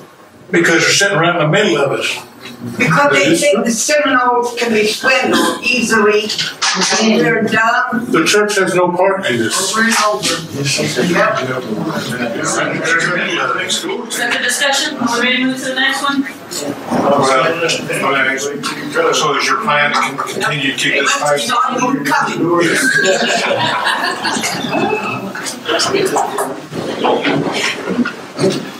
You know, this is the thing on that, is that land that you're talking about, a few months ago, a lot of you probably seen it in that Seminole Producer where it came out and it showed that where Seminole High School is going to be built. Across from there is 250 acres. We were offered that land too. If you remember, it came to this council and some talked about purchasing that. 250 acres, and we know that Seminole State College is sitting right there. We know that the hospital is sitting across over there. So what we should be hearing is options of what we could use that land for. Something that's going to complement all of those other facilities that they're not offering, because that 250 acres, that guy spelled out what he wanted to build there. A small community, a quadruplex, a ball diamond. He even talked about a small lake there, but he's looking at building a community there. So we should be looking at options of that land that we now possess. This is what we can use it for. We're not hearing none of that. We don't hear nothing. We hear about this, and then, as a nation, we need a land base, a big land base. And like somebody said, like you said, that was once our land, and I'm for getting it back if it's 1 acre at a time at some point, but at least we need to be doing something with it, have an idea, spending money, making money, and then we can turn around and look at acquiring more land that's going to benefit the people. But right now, look how long it's been since that was acquired. And the council hasn't had anything that they brought to the bands as to what they're proposing to do with it. If we heard some of those proposals, like I said, somebody should be looking at developing that and coming to the nation and saying, these are the things that you can do with it. These things will complement that state college. They'll complement the high school. They'll complement that community that's going to come up over there. That whatever we put there, we're going to benefit. They're going to come there. From the hospital right there. They're going to come there. But we're not hearing nothing. We're just hearing about how good that land could be. And frontage like that, land frontage is, it's good. But it's no good if it's just sitting there. That's what I'm talking about. I'm always for land. Us acquiring land as a nation, Goes back to Ed Canyon's time, you know, whenever he talked about buying all the land up around Seminole, and if Seminole wanted to expand, they would have to come to us. Right. But that's not what's happening now, you know, but that's what we need. What I can say is getting the land without a plan, that is an idea. However, we do have a Department of Commerce whose responsibility it is to bring ideas to the General Council. How long has it, any council members here? How long has it been since the TNDOT has brought an idea to the General Council for land development? You need a director. Mr. Hill? Well, I'm not supposed to speak, okay? I wanted to lay it over. I like to throw my 2 cents in with all due respect to you, Mr. Chairman. In reference to purchasing land from Seminole Nation, okay? Everybody wants to argue and all that. You don't get anywhere by arguing, okay? And Ron is correct in all that pertaining to it's good to buy land if you got the money, okay? Number one thing, the 918 acres that we have back here by Bowling, which was purchased many years ago, okay? That could have been turned into a sports complex like the CPN has right now. We could have had rodeos in there. We could have outside sports complex where people can play ball, etc. We could have money coming in. It's been sitting there like a ghost, okay? Ghost is more livelier than that land out there. This coming July, our balloon payment is going to be up for the 918 acres. Some of y'all people probably don't know. We're going to have to pay $857,000 for that, okay? So the person who wanted that land didn't even have no business plan. All he had was land in his mind. I think that's why the land went up to his brains. That's why we're not making anything out of it. Now, getting back to what Mr. Norton said pertaining to that little bitty piece of land that they're talking about, swapping with Seminole Nation, okay, over here at the corner by the 4-way stop across from Seminole State College, adjacent to JOM, Johnson O'Malley.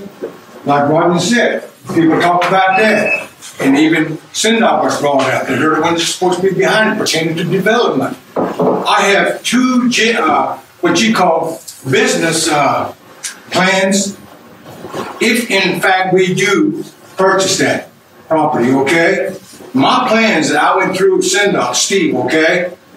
I gave one to Chief, and I've got 2 in my folder at the house. What I would like to see, not for myself, okay, as a general council rep, I don't want anything, okay, ma'am? I've got everything I need to go with me, okay? This is for the people. What we need is like a convenience store there that's open 24/7, along with a cafeteria next to it, and sell food, such as Indian tacos, and we can have people come in from our tribe to work there, okay? And we could benefit, we could make money. And nobody looks at it that way. All they want to do is argue about this and that, you know, how come you got business plans? In order to purchase something, you got to have a business plan, what you plan on doing with it, and then present it to the council. Okay? I mean, half of the council people are sleeping in it, so they don't really care. So, you know. Anyway, thank you, man. As a general question, as a Seminole member, I know I sit in this chair, why can't you guys partner? One has a plan and one has to move forward. Why can't you guys partner? I want to know why can't anybody fix that piece? The things that need to be fixed now? Why just one start some more when it's such a big mess? Everything else that's being ran and all this money being owed everywhere. Why even worry about starting anything new until you fix all the rest? All that land, a lot of land, and then the mansion here and other stuff like that, why would they structure it with a balloon payment if that means that they came into it just wanting to pay low and not think about the future? That's what a balloon payment is.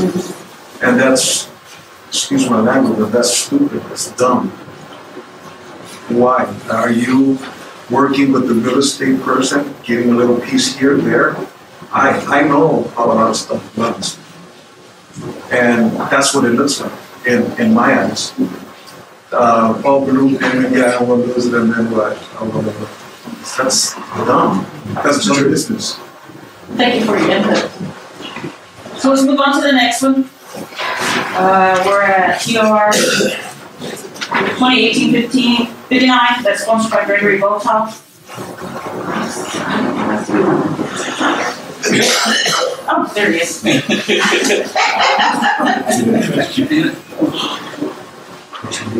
Do we have any information on this, or are we just gonna move on with this? That's the new grant that we're waiting for the comprehensive budget. Okay. Waiting on the budget.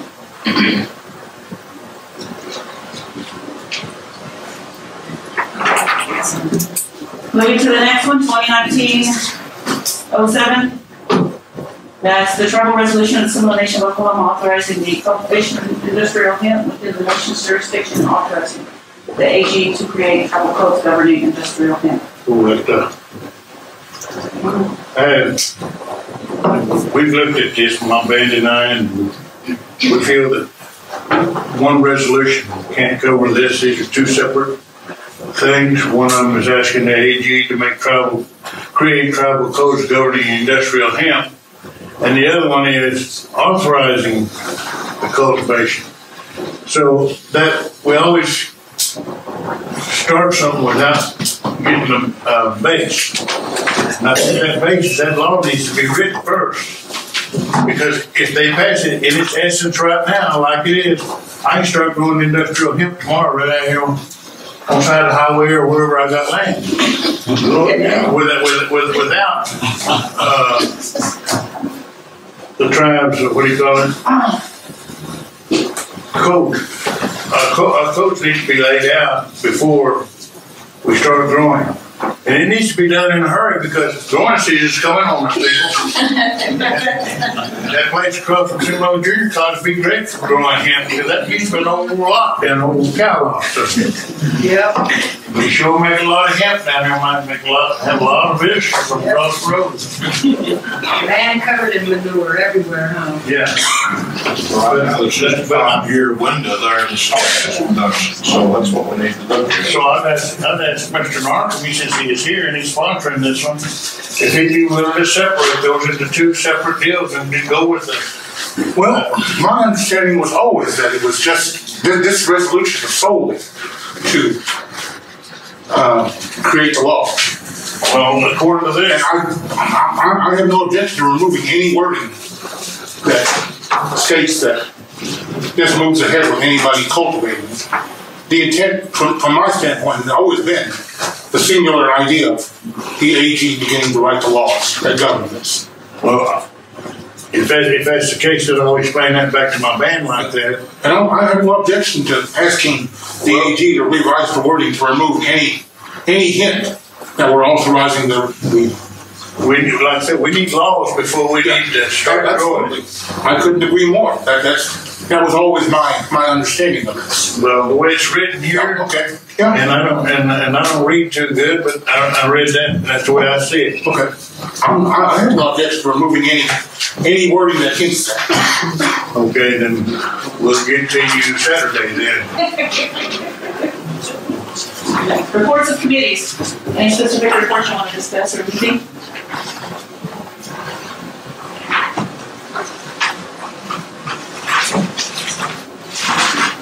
I know the gaming agency, when I read over the report, it had stated that they had done their audit and they had some findings, but they had remedied that. But I don't know if anyone has seen the audit. They had an internal and then they had their independent audit done. So who's the internal auditors for It was an initial name, but initials. It's not Rose Rock, is it? No. No.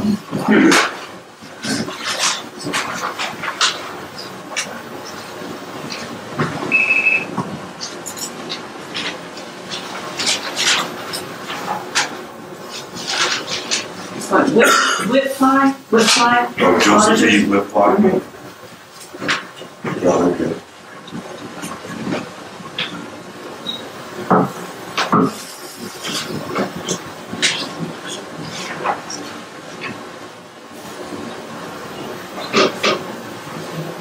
Any other reports? Anybody want to question me? Did you want me the treasurer's report? I can't do that much. That Veteran Affairs Committee chairman won't be here because he lives in Colorado. Unless y'all wanna do it by telephone. He wants to do it by conference call. He's the chairman of our Veteran Affairs. I'm on the Veteran Affairs Committee, but I'm not gonna stand up and answer for him, because I don't know what he's got to say. I don't answer his texts anymore, I don't answer his telephone calls anymore. I figure if he wants to talk to me, and I'm on that committee, he needs to come down here and talk to me personally. And I told you that already, so you're not hearing something behind his back.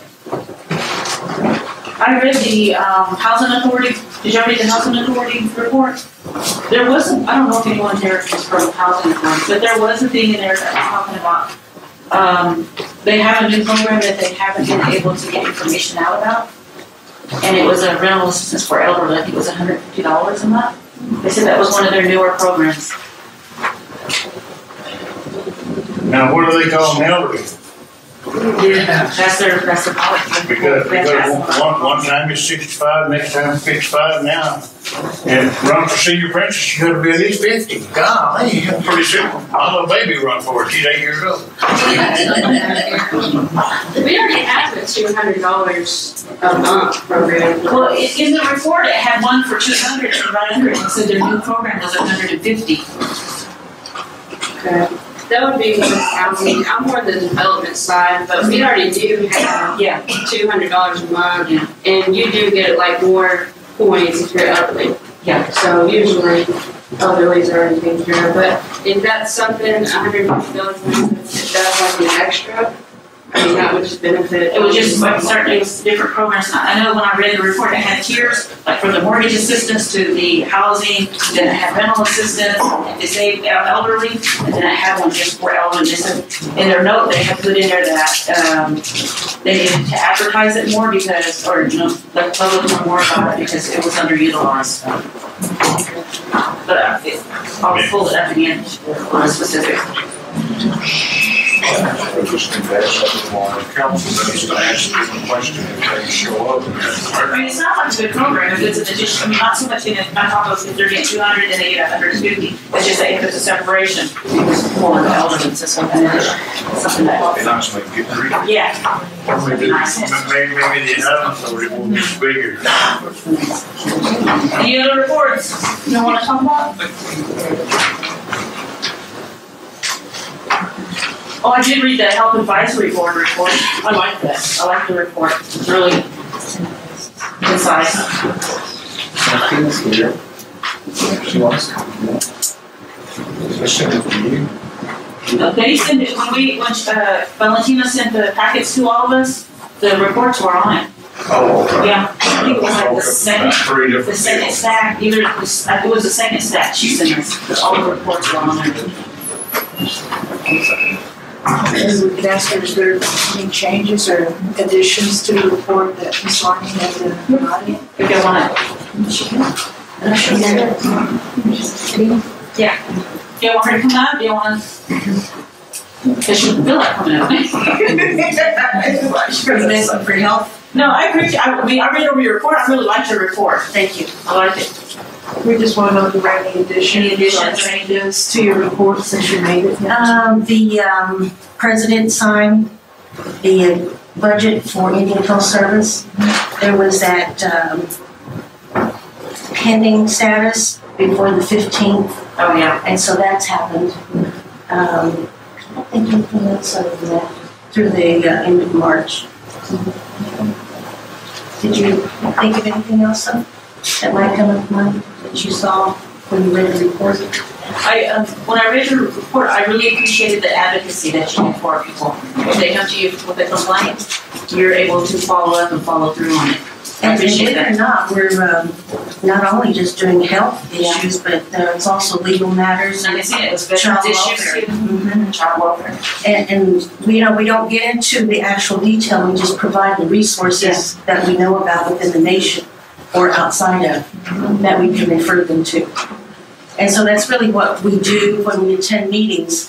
We as board members, it's a matter of networking and identifying what resources are available to our Native people, especially our members and everyone else. But that was most significant was the budget. Okay. Thank you. Appreciate it.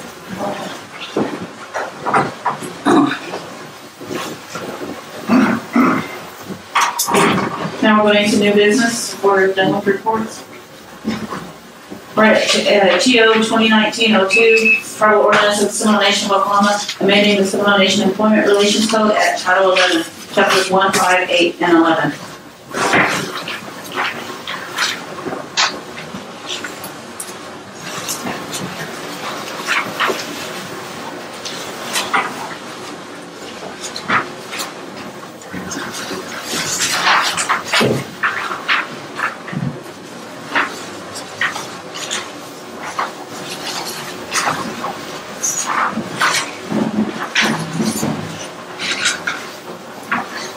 Help me understand that was, okay, so this would all go, take away the at-will status of employees, and then go to the administrative appeals, is that correct?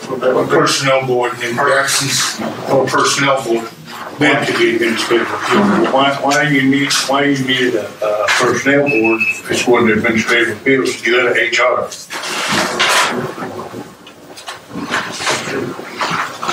Think about it. You don't need it. You don't need that personnel board.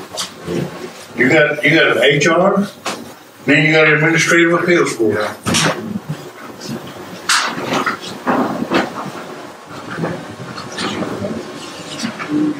hope I didn't make you up. Well, no, that's what I was trying to figure. Why would we need it? Well, that's why I'm asking. Would it defeat the purpose of the personnel board having administrative board? What would a personnel board do? It doesn't state in there what a personnel board does. He said, draw $50 for me, or $100, or whatever. That was my question. Do we even have a personnel board? No. But they want to reinstate it. Bottom line. Yeah, but you know, the thing is on that personnel board, when it was put in place, we didn't have an HR at that time. And like there were some other boards and committees that were put in place that were supposed to help in those areas. And some of them have outlived their time. That's one of them. The council needs to look at some of the others too, in those areas. Like Wayne said, there's an appeal process in place that's supposed to give our members, you know, due process. One of those things too is that to do away with that will. The reason that will was put in place because there's been times when the nation had directors or some people in positions that could harm the nation. And they were in a process of doing that. So the process, due process, was to give them a verbal reprimand, give them a written reprimand, and those kind of things before they could be fired. So that will came in place to protect the nation, that those people could be fired, you know, before they could do any damage to the nation. But it could be misused like anything else, you know. But that's the reason it came into play, as a protection to the nation. If we had a director or somebody that was in a position that could harm us, then they could be relieved of their position. And if you do away with that, then you go back to the fact that they have the due process where they can make all of those appeals, then there could be harm to the nation. But like I'm saying, you know, that I don't know what the council could put in place that could protect them and also protect their rights, you know, where that provision wouldn't be misused. But that's something the council is going to have to deal with or look at in our bans too. You know, we'll have to look at some of those things when we get ready to vote on that. And that's what I'm going to say in my ban, you know, is that it's up to the members that they're going to have to decide on what they want to do. Is there something that they can put in place that's going to protect the nation, that also is going to prevent, you know, somebody from being fired because somebody doesn't like them? You know, those things have to be considered. Chair, Has there ever been? yes, Chair, I know that they said they didn't know what the personnel board was responsible for. The personnel board should be responsible for the following personnel matters. Hey, y'all wanted to know what the personnel board does? Okay, in Chapter 2 of the Personnel Board, Title 11, Code of Laws, it says, Section 205, Responsibilities. The Personnel Board shall be responsible for the following personnel matters for all employees of the Seminole Nation of Oklahoma, excluding employees of gaming or any other business enterprises owned and operated by the Seminole Nation. A, development and approval of all personnel policies. B, review of activities related to recruitment, placement, and hiring, promotions, position transfers, disciplinary actions. C, reporting to the general counsel upon request or as needed regarding proposed amendments of law affecting personnel matters and other matters related to personnel. D, serving as a hearing board for personnel grievances, provided that all personnel grievance hearings and appeals shall be conducted by the personnel board in a manner consistent with the procedure set forth in Title 16, Section 713 of the Code of Laws of the Seminole Nation, provided that the appealing party shall have the right to be represented by legal counsel and his own experience, and provided further that the decision of the personnel board in such matters shall be final and unappealable to any other administrative hearing board. And the personnel board that I was familiar with when I was in office, they were consisted of people that were familiar with personnel. They may have been supervisors, or may have been personnel officers, or personnel specialists in the private sector or tribal sector. Well, tell us what HR does, then. Yeah, Tell us what HR does. it should be HR. Tell us, give us their job description. Give you what? Job description of HR. A job You description? said the personnel board, we want to hear what HR does. I don't have a copy of the That's HR, what I thought. but I can look it up in here as to what HR does. Okay, but the personnel board is an objective board that hears the personnel grievances. Right now, they only, I guess, are heard by the HR director or the chief. Well, when you said that appeals board was still in place? The administrative appeals board, I don't know if it's still in place. It should be, but I don't know what the expiration date of some of the people that serve on the board. Some of the committees.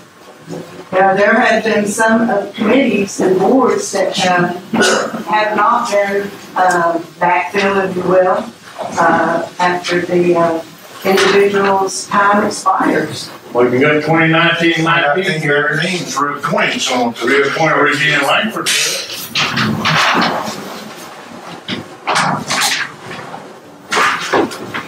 So actually, he's not even though he's on administrative appeals. I was. All of our terms expired at the end of January.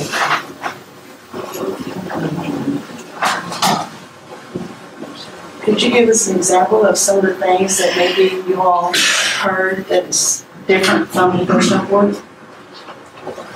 A lot of the issues that you'll hear in the Administrative Appeals Board pertain to direct membership. Issues such as someone that was appealing a judgment made by the judgment fund. As far as eligibility, we would have to hear that. If someone was questioning the policy for membership, we would hear that. We dealt mainly with the matters that pertain outside of the employment of the Seminole Nation. We dealt mainly with membership issues. Even if someone had a question for the housing authority, eventually it would come to us. Now we did not meet very often. Beg pardon? Did you have an appeal board in 2009? Who would know that? I don't know right about that. There was nothing my daughter and I could do. They fired her because they found out I was her mother. There was no one to go to. That would have fallen, you're talking about employment? Yeah, That would have been the personnel board. there was none, I don't think. Okay. The final ones you could go to. Well, 2009. 2009, there was a personnel board in place, but in Title 11, it says that terminations are not grievable. That's what it says in the title.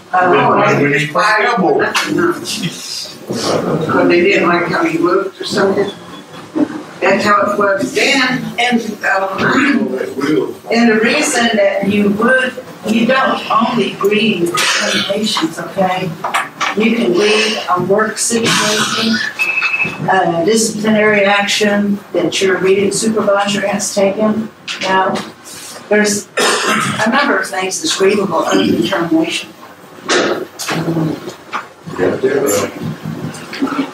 But I still don't see a reason to have two boards. You want to do the same thing? See, This board is dealing with the tribal membership. Well, yeah, I agree with you saying, they wouldn't do that, but it's written in this law, and it's in that law that they go to it. So if they're written in there, why do we need administrative appeals board in the law that this man is presenting Saturday? It's in that, if you read it, it states in there that there'll be an appeals board to go to. Right in that law that he's revamping.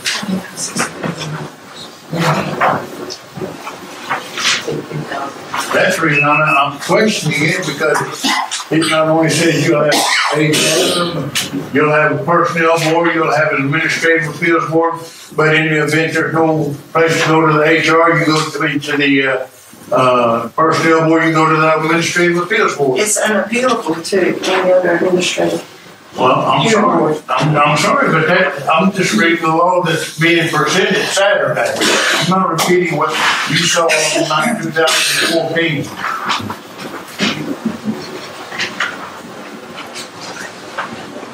Well, it's my opinion that we should just have a personnel board, put people on that personnel board, and let the administrative appeals board do their duties like you talked about, instead of getting into personnel board issues. I think what Mr. Shaw is referring to is the very last paragraph. It states that's what it states just in case that if currently the response to the question of do we have a personnel board? Yes, it is still within the books of the Seminole Nation that we have a personnel board. Are there people that are sitting on the personnel board?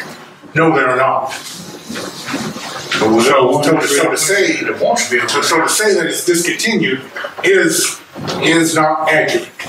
We still have a personnel board. There's just been no one named to it. Chair, I have a question for Ms. Coleman.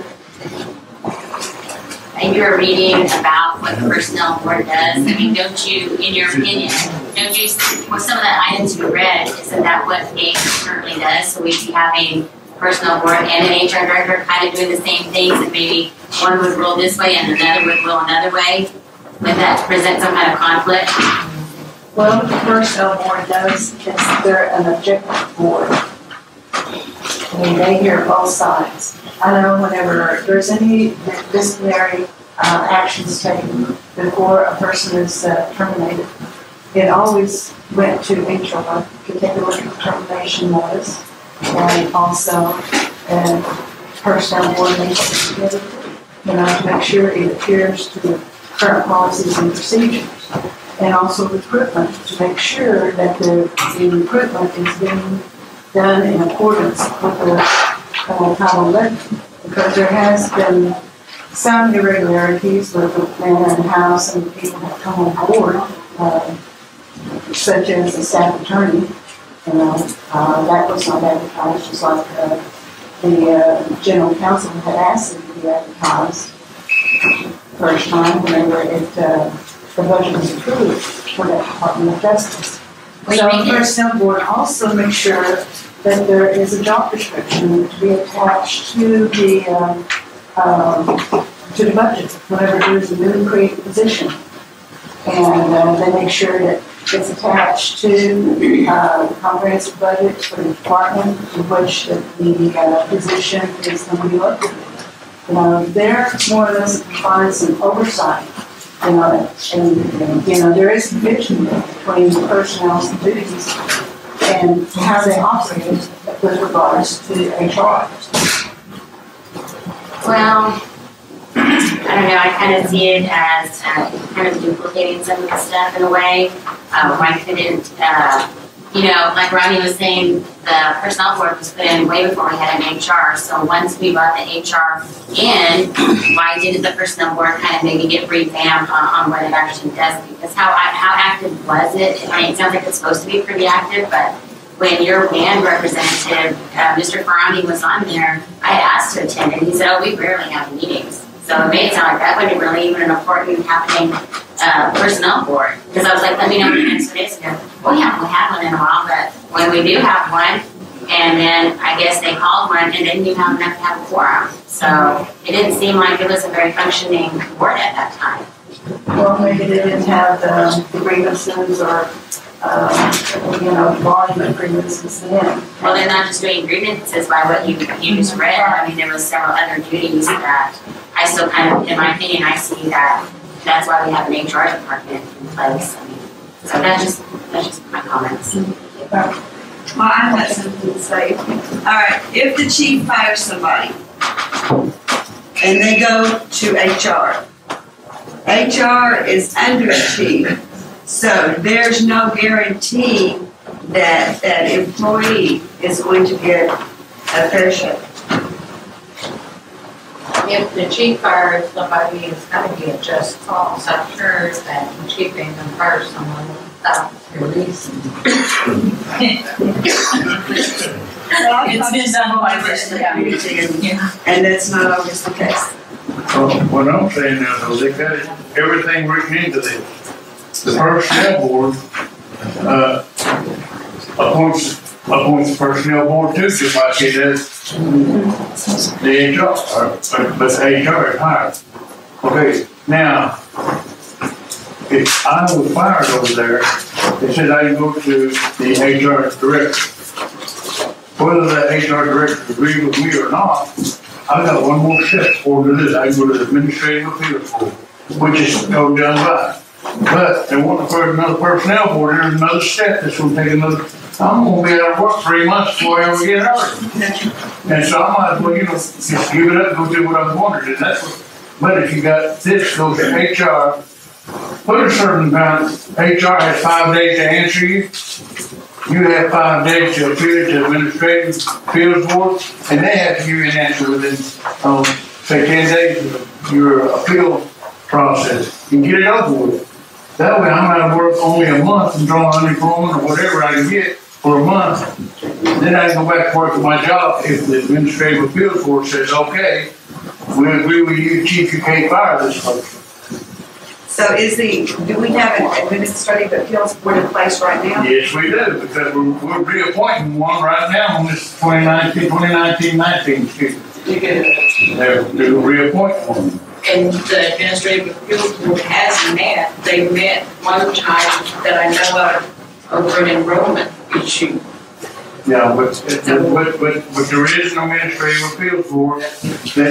And what I'm getting at is this law that's being presented to the council Saturday has all three, has HR, has administrative appeals board, it has this. We need to cut out one of them for time constraint, because, some people can't get out to work a month. I think what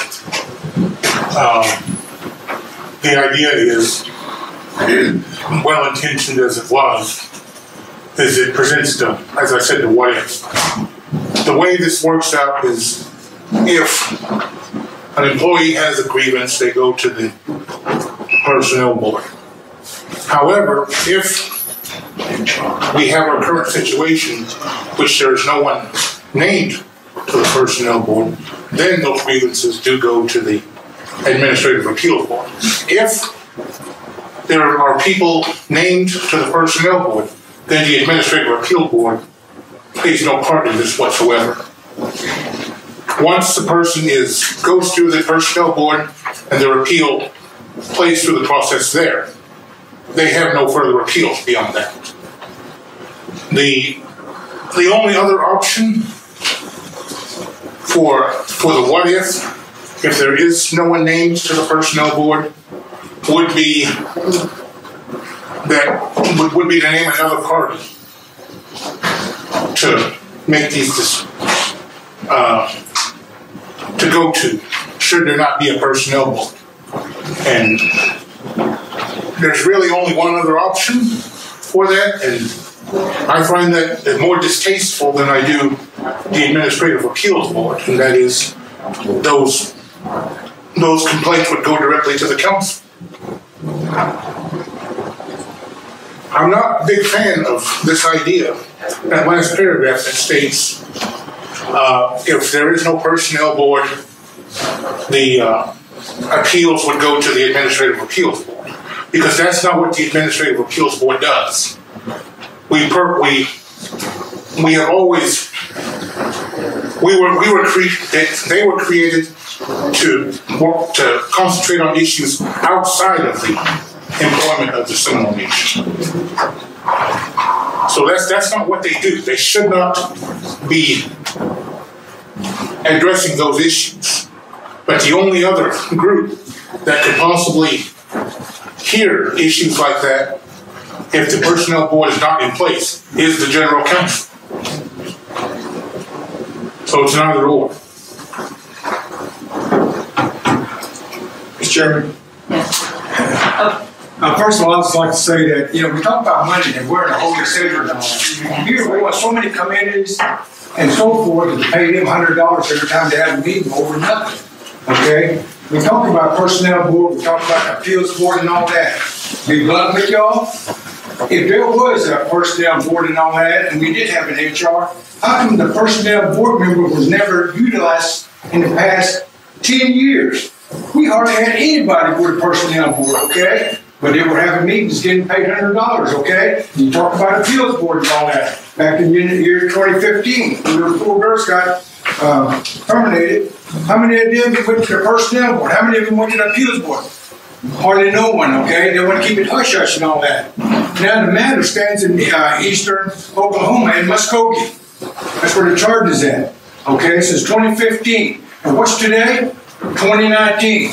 This little thing I got right here is called an Employee Handbook, which came into effect January 1st of 2017.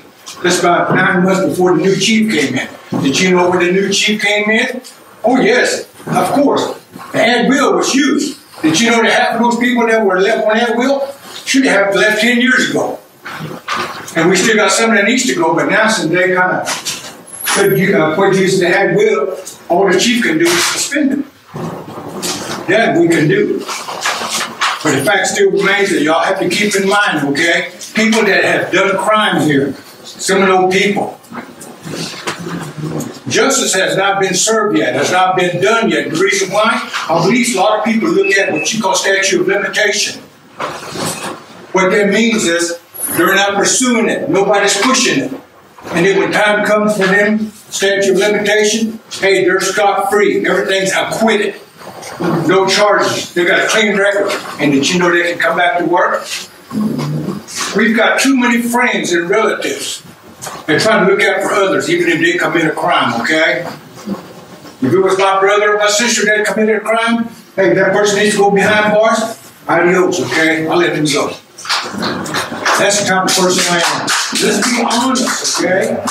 Let's quit trying to cover up and all that. So a tribal member, being tribal members, one could push and to get something done, right? Yes. We have all the rights. And not only that, we used to have a general counsel representative, okay? That was just released this past week and all that. There was, no names or anything. I'll probably know about him. But there's half of the council members that have so many violations they've done and all that. Nothing ever been done. We'll call you Domino. We'll take that. Domino's definition. Would you have to? Take them down. What I was going to say is that didn't at the last council meeting there was a emergency situation that came up, a motion came forward that until the personnel board was in place that they would do away with the at-will firing. But then this resolution to me is totally out of place because at the very end of it, it's saying that we're going to take out all the at-will stuff, but at the very end, we're going to allow the Administrative Appeals Board to to go over personnel issues, which I think is completely wrong because there's that resolution still there that says we're going to suspend at will until we have a personnel board. Well, I think the focus should be getting a personnel board.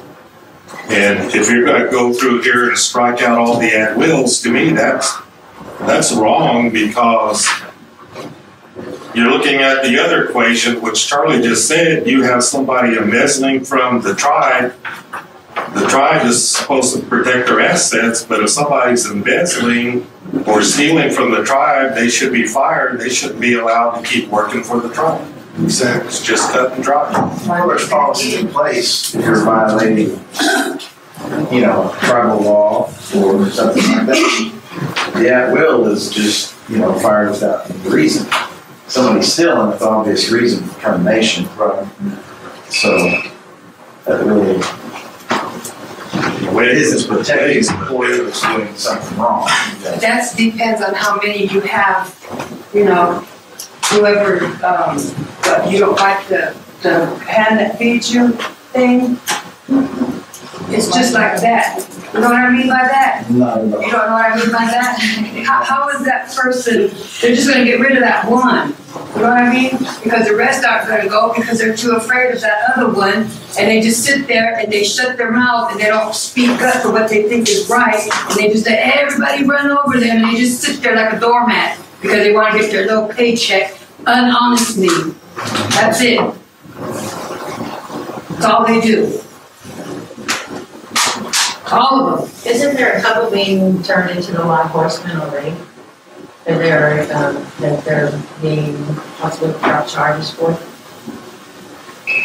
For which department? I think it was at the last council meeting, the last quarterly meeting, that there was something mentioned about charges being forward. Was that right? I think that you had said something about charges being brought up against a couple of individuals that had been working, I think, in BCI. And someone else, remember that? General Counsel asked the law force to check into the status of those VCR employees, and they said they would get back. Yes, there was David Littleton. He'll be here this coming Saturday. We're still alive and all that. He's supposed to make a report pertaining to following up and where we stand at this time. And as you well know, there's, like I said, there were 4 of them. One works for Head Start here. One works for Sac and Fox here, okay? Because they have not been charged, but they were terminated. Well, we're at 2019-15. That is a resolution of the Seminole Nation appointing Church Bishop Long to the Intertribal Council of the 5 Civilized Tribes.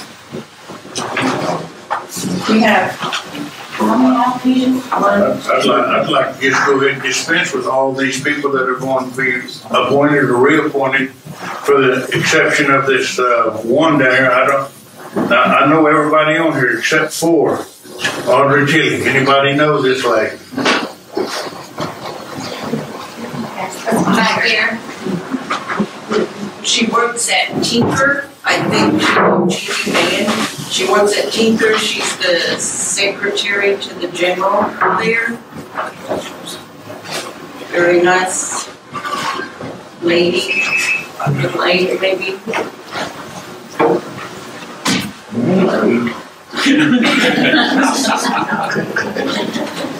The thing about this last one, there was no resume with it, so how's the man to decide? Yeah, there was no resume. I know she sent one in, but there was a holiday, and snow day, light day. Well, the rest of it, I think everybody here knows who they are except for that one. The reason I was asking.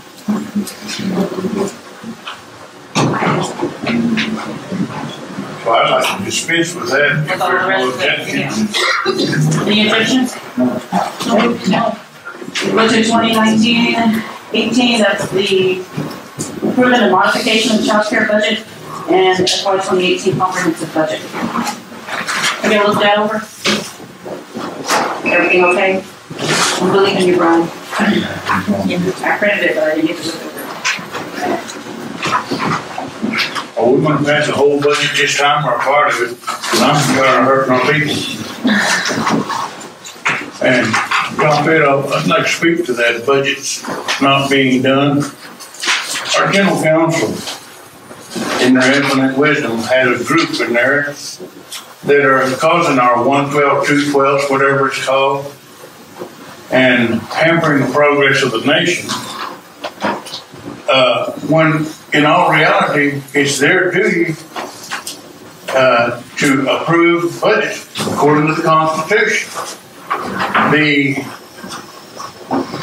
Finance Committee is a liaison that gathers all the information, puts it together, and presents it to the council.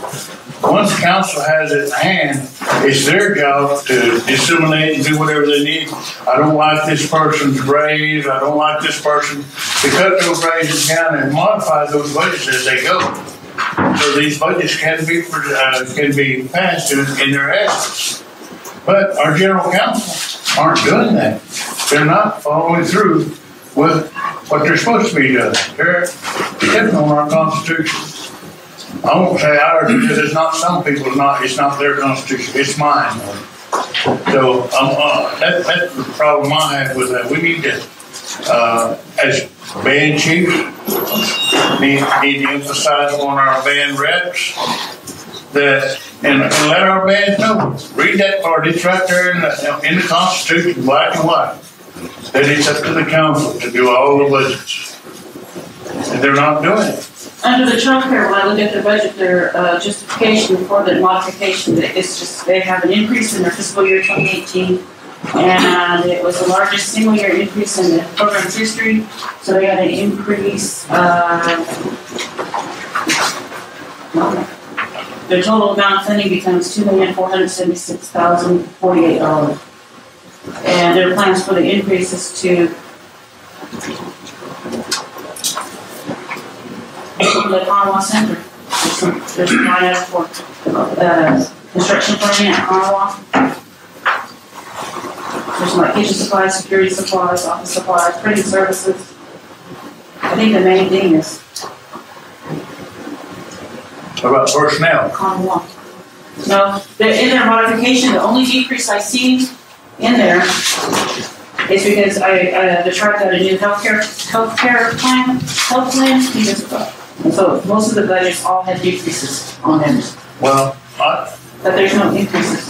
I think I can speak for myself. I don't know, my band might run me out for it, but I'm going to speak on that if there's no raises in there, and those are services to the people, then there's that's a no-brainer. We should vote yes for it. Or at least tell our band to talk to them about it. Well, my band will discuss this, I have to vote. Huh? So I said my band will discuss it. That's what I said. It's a no-brainer. How many? It's, do you have a copy of it? I probably do, but I haven't read it yet. It's at the top on page. Okay, it says the Child Care Development Block Grant has an increase in fiscal year 2018. Increase in travel by $70,000 for construction planning and training for the new center at Ottawa. Increased supplies $227,770. This covers office supplies, classroom supplies for both centers, janitorial supplies, medical supplies, kitchen supplies, security supplies, replacing or adding toys required to meet DHS and STARS requirements, as well as arts and crafts supplies. Increased food by $69,980. Increased $3,800 for printing services. Increased communications $29,100. Increased maintenance repairs $126,500. Increased gasoline $33,000. Increased vehicle insurance $9,000. Increased employee screenings $1,700. Increased incentives $46,000. Increased children's services by $98,000. Increased other expenses $247,000. Capital equipment is increased by $135,000. Increased contractual services by $30,000. Increased classroom training $4,000. Program enhancement $70,000. Child care payments $2,866. Construction $1,200,000. And indirect costs $64,282. The only reason I ask is if it's an even number, I've always had trouble with it coming out. But What do they mean by employee incentives? It's not employee incentives. Let me see, I'm looking at this.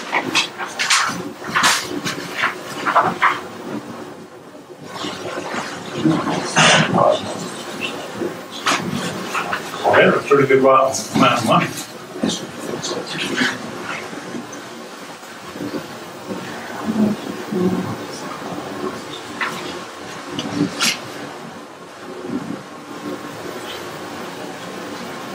They're gonna purchase new vehicles, see that in.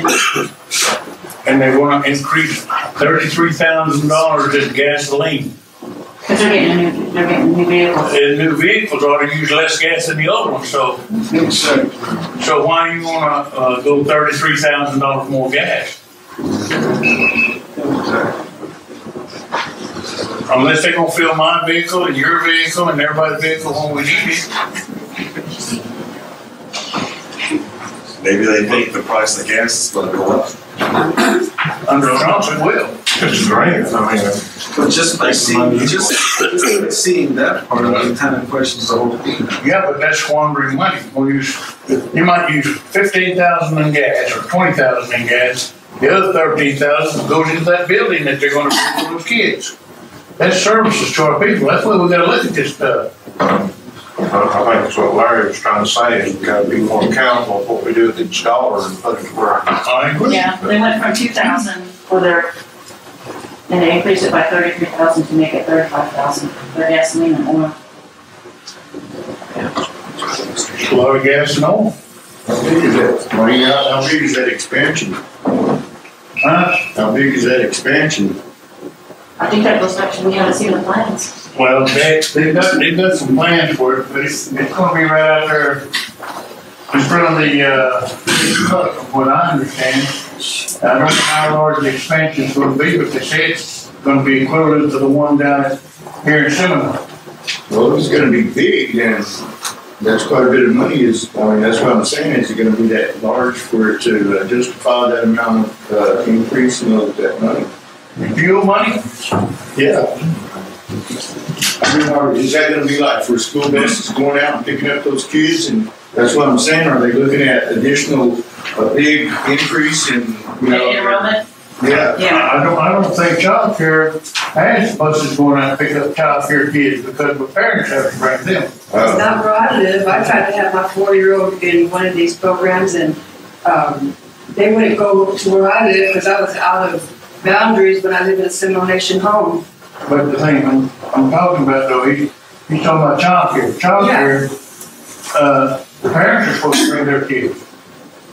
I do know a little bit about Early Head Start. Early Head Start from different things. They still wouldn't pick up my son. Well, that's up to the Early Head Start on that. But the thing, they got their rules and regulations to follow. But it wouldn't come specifically on early child care.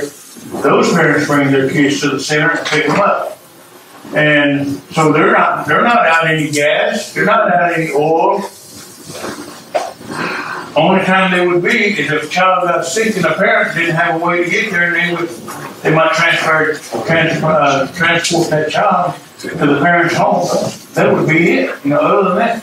And I don't think anybody lives no $33,000 worth of gasoline away from a job center. I'm just throwing it out there. I'm not very smart sometimes, so I have to think about it. I found where it is, that's What what happens to the incentives. revenue that comes in from the families that have to pay for that child care? Now that I can't tell you, I'm not into that part of it I all. saw a family that for one old child, daycare after school, after preschool, she pays $300-400 a month for the top child care. Yeah, and if you know, most of the child care are not native children. Well, she is. Well, I'm saying the most of them aren't. Okay, tell me about that incentive. It says right here, the incentives, it says, items to have cultural fair accessories, face masks, anything to promote child care program. That's the, little stuff they give y'all, like hats or the pins and stuff like that. That's usually what incentive. How much? They had put in, because they had nothing, and then when they got this increase from the funding agency, they put 46,000 in there. $46,000 worth of ink pen or face mask. They That's a lot. increased their children's services from 2,000 to 98,000. They did the stockings last year at the Christmas. Yeah. They added to their communications 29,000, which is good because I know they've been talking about getting some new Wi-Fi or get their internet fixed. They're having trouble with that. But a lot of it also includes the costs to for the new build, for the expansion of Commonwealth, for the new building. Yeah, they've been planning on that for about, well, matter of fact, that started back in Leonard's day, at least thinking about it. And they finally started pushing it after Leonard got out. And now it's almost a reality. We've been waiting on this money for a long time. They increased their child care payments from 2,000 to 10,000. There's going to be more money to help with child care payments. I don't have a problem with that, helping the family. That's community service. That's not putting price over it. Huh? I said, I'm good over it, putting prices right there. Yeah, well, Who gets the money to pay for those Christmas stockings that you were talking about? I don't know, I don't wear none, so. Who pays that much money for stockings with the coloring book and crown and stuff in it? They do, my assumption is that they do a bid or they do a proposal on how much it's going to cost and then it gets approved. To anybody? It depends, I think they do it to childcare, not childcare, but, yeah, this is childcare, isn't it? Yeah. So childcare participants and their families.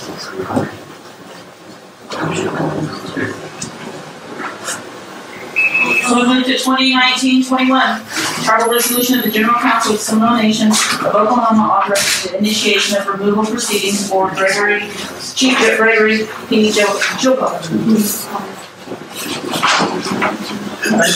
How did it get on here? That's the first thing I need to know. How did it become a part of this agenda? This is how the agenda came to me. Well, I asked Chief point blank, did he approve of this agenda? He said, no, it's not the way it is. He didn't approve of that one. Somebody's overstepping their powers then. But the thing is, I would, Andrea, I'm going to ask you as a band chairman or the chairman step down and if John would take over, because I've got some questions I need to ask of you in personal life. It's not personal, but it's band stuff. Band to band? Yes. We would like to know how come this keeps coming up. It's being sponsored by your band. Yeah.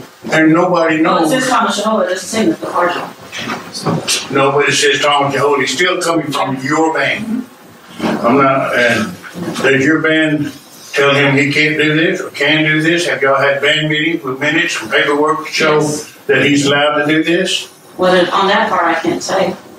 Well, you're the band chair. Yeah, I am. You should have paperwork in your hand to say that, okay, we're going to allow him to. I wasn't at the last band meeting, that's why I said I can't say. Well, this happened prior to that. It happened about a year ago or 6 months ago, whenever he brought up one from before they got rid of the fast AG. He brought it up at that time. He's not even following the Constitution. The Constitution tells him we can't do that. Well, I believe the resolution speaks for itself. I don't. I mean, if you're asking me, the resolution speaks for itself. I would say, or I would suggest, look at the violations, then look at the Constitution. If they do that, fine. If they don't, then okay. Don't take anyone else's word. You should do your own research. I have. I've done my research. I've read the Constitution. Then take that back to your band. We've been talking about it for the last 3 months, and I want it out of the way. I just assume not see this myself. Okay, that's at your discretion. This is liable to cause a split. It already has started. I'm talking about myself. I'm not talking for anybody else. My fear is that because of, and I'm sorry he's your brother. Yeah. You may be sorry he's your brother too. But But the thing is, he is causing turmoil. You can't blame him for everybody's making their own decision. Not everybody made this decision, that's the That's thing the of thing it. is, there are violations. No. And they're right here. No, And if you look at it, it's not something side that, to side, it's not- and if it isn't, then at your band club, no. it's one of those things that, you know, it's like children. They get out here and they squabble. Like we're squabbling. But 10 minutes later, they're over here talking. Well, because me and you might have an argument here on the floor. When I leave, when I pass this right here, I'm a Seminole just like you are. I'll shake your hand, talk to you. Now, there's a lot of them that won't do that. But this stuff that's on that little, I thought that might as well be a blank piece of paper, but those charges, why didn't, since he's representing the general council, and he's representing the people of Seminole Nation through this resolution, that why didn't he follow the Constitution, number one? Number two is, why didn't he and those 5 or 6 people go sit down with the chief and discuss this and work it out without bringing it up here and embarrassing himself and everybody else? I mean, that's what's supposed to be wrong. Shaw, is that, I heard you say, you go straight to the source, have you not asked him yourself? Can't. Why not? I don't want to have to say what I want to say. I just be truthful with you. So you choose to ask me? Well, why not? You're the band You chief. can talk to him too. Well, y'all see him too. Y'all can ask him. But you're the band chief. Yeah, I am. So I'm asking you. Yeah, I'm telling you, the resolution speaks for itself. If you can't do the research or won't do the research and look at it, I can't change your mind. I'm not going to tell you bad how to vote. That's our job right here, is to take the information to them and present both sides. Well, that's what I'm saying. I'm asking you questions so I can take it back to my band. And I responded. Okay, if that's it, then that's all I want to hear then. Okay. Well, I have a comment to make about that. You know, years ago, back in 2000, 2001, I think people have already heard me say this, we removed Jerry Haney. We impeached him, we removed him. But before we did that, we had 15 signatures to bring him up on charges. This doesn't have 15 signatures. And to me, it's out of order because you didn't follow your constitution, you didn't follow your rules of procedure, which we used to follow years ago. So this whole resolution to me is invalid because there's not 15 signatures there. Nobody passed around a petition saying, okay, we're going to get rid of our chief, but we need to sign this petition. That never happened. So how can this make it to the council floor when there's no backup documentation? Exactly. And you just said that you can't blame your brother for what he decides to do. So you know where this is coming from. Well, I know You that. saying that. I know that I've looked at it, and you know, we all have the resolution, and we all have the violation and the charges, and there's been informational meetings, and there's been, you know, so we've got to make an informed decision and look at it all. Not just one side, just because, you know, one side's favorites and one side's not, one side's right, one isn't. Just look at both sides, then make a decision from that. You know where up is, he's already presented chief without asking anybody. Yeah. That is out of order, that's against the Constitution. It's against the Seminole way of doing things. Your position is to, that's everything right there. You need to follow. Yeah. He had Not just that this is your brother. It's out of order. Well, Then we got our information to get back to our balance. That's the thing is. But it just looks like it's going to. I didn't get any information, but I'm ready to move on. Lottie has a question. Okay. I just want to say, like I said before, I'm gonna put hard to Ben and his band. We did not know anything about this stuff going forward. The man had no input to it. It was not discussed. It was not discussed at the last meeting either. So I'm sorry to say that this has come up. And, you know, we as band members, we wonder why we can't do anything that, you know, this is how it happened. So the band is not, you know, we have no input. So I just have to say that the band members have to make their decision first. That band No. Yes. I want to finish it, okay? Go ahead. It has nothing to do with you being related to your brother or whatever. It really boils down to the way I look at it, being a military personnel and all that. I believe Thomas Yehola is like what you call Oliver North. He's being misused and abused by the politicians, okay? They pinpoint him as a person that's going to deliver lessons and all that, and there's people coaching him from the outside. I'm going to be blunt with you, because I'm very honest with my people like Mr. Chilcoe is so close of having the Seminole Nation reveal and surface a lot of things that have been covered up for so long in the past 20 years. That's what's going to happen, and they don't want that to happen. Because when it does happen, you've got what you call the U.S. Marshals, you've got the FBI and everything, BIA, and investigators and all that. They're going to go and knock on doors. They're going to summon people, okay? Subpoena people. There's going to be a lot of people answering things about the Seminole Nation that are not employed today. Some are still employed. They will be asked also. He is so close. He did not become a chief to find that. He came here as a chief, as a Christian man, to do his job and try to move the nation forward. That's what he's doing. Name me one chief that prays before he eats in front of other people. Hardly any of them. Everybody put their head down and take off, okay? And not only that, last but least, one man against close to over 1,000 people that voted for Chief Chilcoe. That's right. That cannot ruin us, okay? The people are the powerful, not the council rep. Because half of them are just like being paid underneath the table, okay? They sit to keep their mouth shut. Even our little Indian producer. I haven't read an article about Seminole, about anything in quite some time. Last time I saw him, he shook hands with me as he was walking out. I said, "You're a very good Indian producer for the Seminole County and all that." Make sure you put my name down right about Sonny Grissom. He's a good said and walked out. I haven't seen an article yet because I told the truth. You want to be nice? Read about it, okay?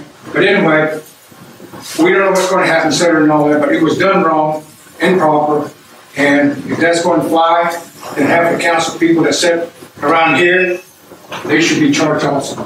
They're logging in violation.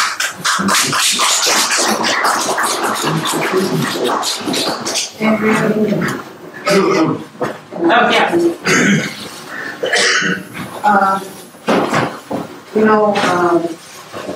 Like I said again, like somebody said, somebody behind whoever's doing this, one of the things that happened in our band was that there was an article, point of view. People writing point of view and all that. And there was a meeting with the BIA. Well, our band members did not go to that meeting. But the article came out in the newspaper, point of view. Somebody wrote it. Our band member was asked to sign it. He signed it. I asked him if he was at that meeting. He said no. I said, "This can't be your point of view, then. It's somebody else's point of view." So whoever's writing these point of view, all of these other things, they need to sign their name to it. If they're breaking just write it, sign your name. Don't go to other bands and tell them, "Do this for me," or sign your name, whatever. So, there's a lot of people that's here at one time or another. You might have had an office. If you were in there and didn't do anything, didn't accomplish anything, so let somebody else try and do something. You had your opportunity. And one of the things that I always think that, maybe the elders, I think they had prayers. If they were in church, they prayed for the chief. We have church people that are not living up to their Christianity. And that's why some of us, we look and say, "Hey, what's going on?" So I think the people who are Christians, they need to go to the complex and and say, hey, chief, let's have a repair today. That's what I see. And what I say, if you're writing something, an article, don't ask somebody else to sign it. You sign your own. Thank you. I just say something. I've said this before. Is I've read this Attorney General's opinion. Don't tell them how many times. I mean, it's highlighted and colored and everything it is. And I guess what has really gotten my attention was that he mentioned several items that were moot items. He'd like to look into them further, that he's no longer employed with us. But what really stood out in my mind is he says, however, the other violations require remedial action. So I looked up the term remedial action, and it says remedial action is a change made to a non-conforming product or service to address its deficiency. And that's what I think needed to have been done. I mean, we have executive sessions every time it turns out, things like they should have taken him in there, and I don't know, I'm not an employer or whatever, but address the situation, deficiencies they found with him, gave him a plan of action, and then if he didn't meet those criteria at a certain time, come back to the people and say, we've asked him to address these issues. He's failed in these areas. Then bring it back to the people. I think we would all be more understanding then of it, and that's just the way I've looked at it. The new charges, there's several allegations made in these that weren't addressed previously by the Attorney General. I would like to have seen those addressed, perhaps with the chief, and say, okay, here's some things we would like for you to work with. Give him a plan of action, and then try to address them that way. And also, when you look at these charges or allegations, how you want to define them, there's several in here that I feel like the council and another part of the executive committee has failed our nation too, and we need to address that too. It's all around. I mean, we're here to help each other. That's what our job is. Lift each other up, not tear each other down. That's what we've got to do, is give each other a hand. I mean, it's one, if Jeff, your name's that right? Yes. If there's words you can't pronounce and I know it, I'm here to help you. That's what we're all here to do, each other. And I think that's what we need to do. That's the only way that, whenever I heard him giving his presentation of the budget, that's the only way we're ever going to come together. We're all going to have to tighten our belts and get this thing going again, but it's not going to happen today. It's just going to take us time. And that's all I got to say. Can we move to autonomy? Oh. Can we do that? Okay. Well, I want to speak to you all about autonomy because I think each of band chiefs, we need to address this, and we need to get an explanation of where we stand on this, because it came up a year ago in January and last July. And I think as band chiefs and each of our bands, we need to be able to address our council representatives. And I just don't want us to have ceded all our authority to a council. I mean, they're there to represent us, not us, cow down to them, is the way I feel about it. And that's up to y'all. I mean, I just think, we're autonomous as individual bands, and we send people here to represent us, form this nation and this council. I think we need to get, to me, I would like to see the AG give us an opinion on that. Because the previous AG did say he would err on the side of tradition and allow the bands, the opportunity to address their council reps. And I know it's going to cost money, but that's what we're going to do. But to me, I just want to get black and white so we know how we can address this in the future. And I think it's going to come up Saturday. I think it'll probably right out the starting gate. This question will have to be asked. Our little round table here demonstrates that there's going to be a question as to who sits where.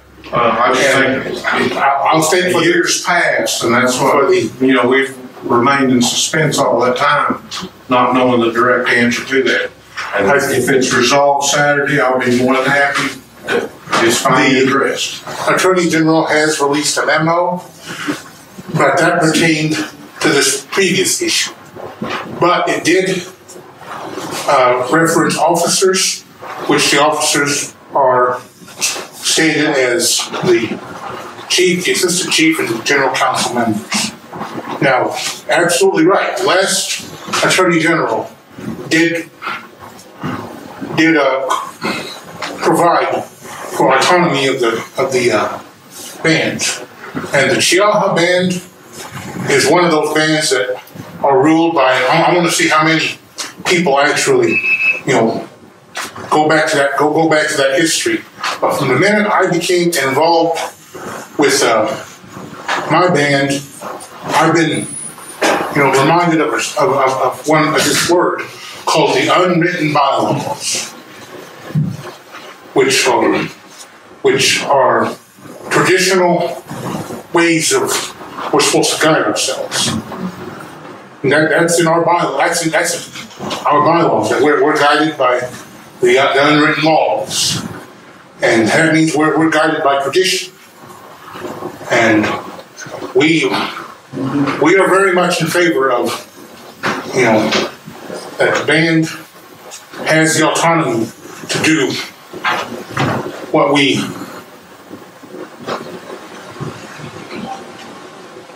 traditionally been allowed to do, and that is to decide who will and won't represent us. That is how my band feels. That's, there's no question of that. That being said, we're also a nation of laws, and we have selected this Attorney General. How this Attorney General comes down, I don't know. I know they've released a memo that tends to encompass the council representatives into her definition of how to replace somebody. Now, if she holds firm to that, then it's going to come into conflict with a lot of the bands that hold these traditional ideas. If she agrees with the previous Attorney General, then it's going to come into conflict with a lot of bands that do favor the idea that is in the code of laws that provide that only the council can remove the council representative. So either way, there's going to be a question there, and I'm thinking that how the Attorney General rules tomorrow, or how what they decide on Saturday, will only be more maybe the first step into sorting this entire issue out. But it will be a step in this nation solving that issue. How much autonomy do we have? Because eventually it probably will have to go to the courts. It probably will be a question for the courts at some point. Well, one thing that the council should never be asking anybody to interpret our laws, Seminole laws. See, I've been involved in this council and around this council house for a long time, and I've seen our old ones that whenever an attorney made an interpretation of Seminole law and they misinterpreted it, they told them so. If they didn't like it, they showed them where the door was. And so why would our councils that report to take an oath to uphold that Constitution not even know what it is, but have to ask an outsider for their opinion? I wouldn't care what she said or what that other Attorney General said. It's up to the council. When our bands elected to go under constitutional law from traditional law, they didn't give up their autonomy. When the Constitution says that the bands will replace by custom and traditions, that means their bylaws. Whatever their bylaws say, then that's what they go by. Not what any other attorney says, but what their bylaws says. It's not just bands, they're individual tribes. That's what this nation doesn't need to forget, that they're tribes. that they have a right to govern themselves. Like I said, whenever they elected to come under constitutional law, there's nothing in there that takes away their autonomy to do that. The only thing that takes away is you people that are making decisions that don't know what our laws say and don't stand up for our laws and say that's not what they mean. When our people put this together, that's not what their intent was. But you're asking somebody from the outside that's not Seminole, that didn't grow up here, that don't know our laws, to make an interpretation and think that we're going to live with it. We're not. And I guarantee you, if you keep that up, you're going to cause a dissension in this nation that's going to be hard to put down. Because we still got blood members out here that know what our laws mean, and they'll stand up. Just because they're not standing up now, that doesn't mean that they won't. But whenever they see that those things are happening, they'll come together and they'll demand some action to be taken in their defense, because they make up the Seminole Nation. The people do, not the council, not the executive office. Sovereignty is invested in the people, grassroots people. That's what I'm talking about. Y'all need to quit asking some outsider what our laws mean, what Seminole law means. And if you don't know, well, then ask the chief to set up something to teach the council as to what our laws mean, Constitution and those things. And there's nothing wrong with not knowing, but when that answer is there and you don't seek that answer out, then that's where the problem comes in. And that's what chips away at our sovereignty, because you'll let other people come in and tell us what our laws mean. Yeah, we need attorneys for corporate action and some of these other legal actions. We need attorneys that specialize that and those kind of things. But when it comes to Seminole law, then there shouldn't be nobody else but a Seminole making that interpretation. Now and forever. That's the way it should be. That's the way it's supposed to be. That's the way our people, our forefathers, our ancestors, that's why they put that in place, that we would govern ourselves with our own laws. That's what needs to happen. So whatever she says, like I said, it's up to the bands, whatever their bylaws say. That's how they're supposed to be removed and replaced. And to me, that's all she would have to read is what their bylaws say, not what her opinion is. Because her opinion means nothing to my band, because we're not asking for her opinion. And by her asking for an opinion, she's trying to change things. It's real clear. It's not, you got to think. That's all you got to do. It's real simple. This is our 50th year. This year, March, will be 50 years since our Constitution was put into place. Go from a traditional government to a constituted government. And our people should recognize that. They should know what that law means. That the people put that in place for the council. And I've seen at times when the council tried to use it against the people. That law doesn't govern the people, it governs the council. The people are the ones that have the authority. And they're saying to the council, whenever they created that constitution, is that, yes, we're going to let you make decisions on our behalf, but these are the guidelines that you have to go by. That's the constitution. You can't go beyond that. You can't go beyond the things that we've allowed you to do, unless there's amendments to that constitution that say that. And that's what the people need to know. Those that are in decision-making positions need to know that. They need to come back and bring those things back, our strength. That's where our strength comes from. It's knowledge about who we are as Seminoles. Our people didn't lay their lives down for a group of people to come together and start asking outsiders to govern us. No, my ancestors didn't die for that. And I'll stand up until the day I die whenever that's being done. I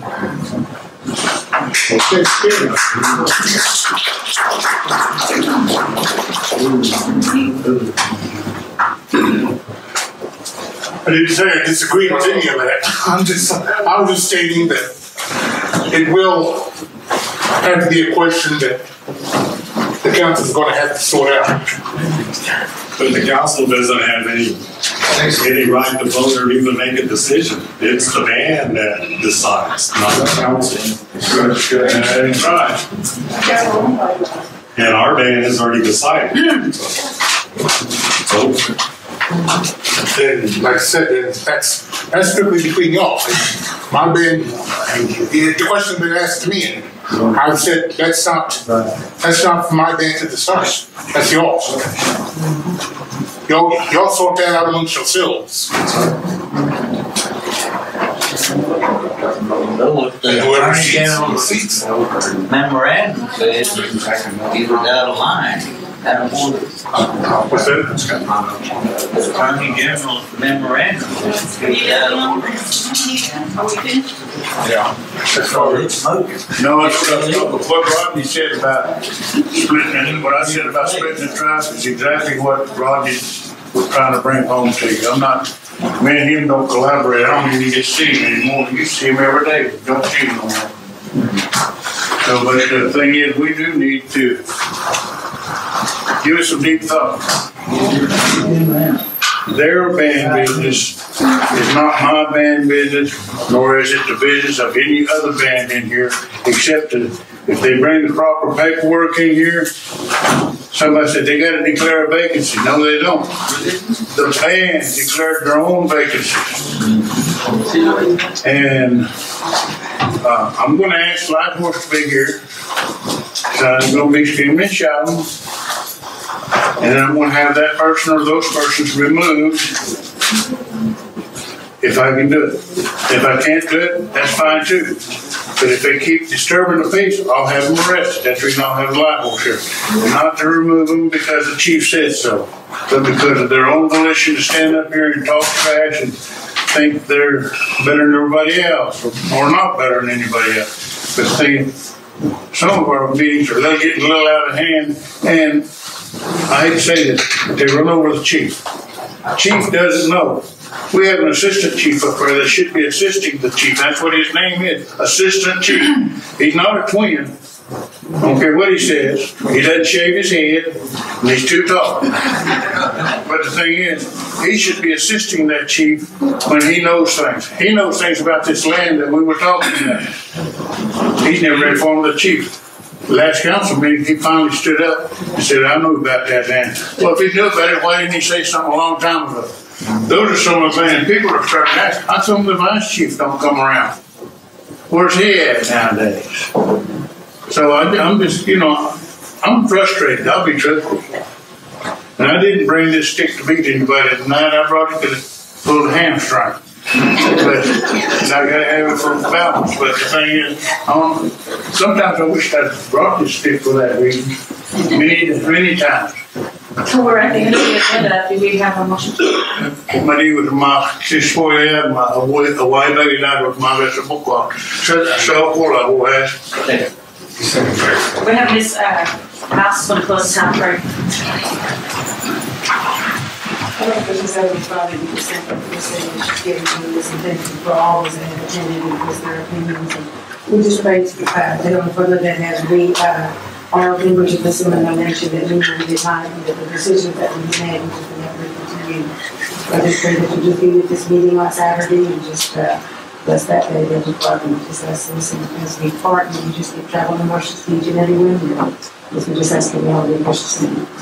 Amen.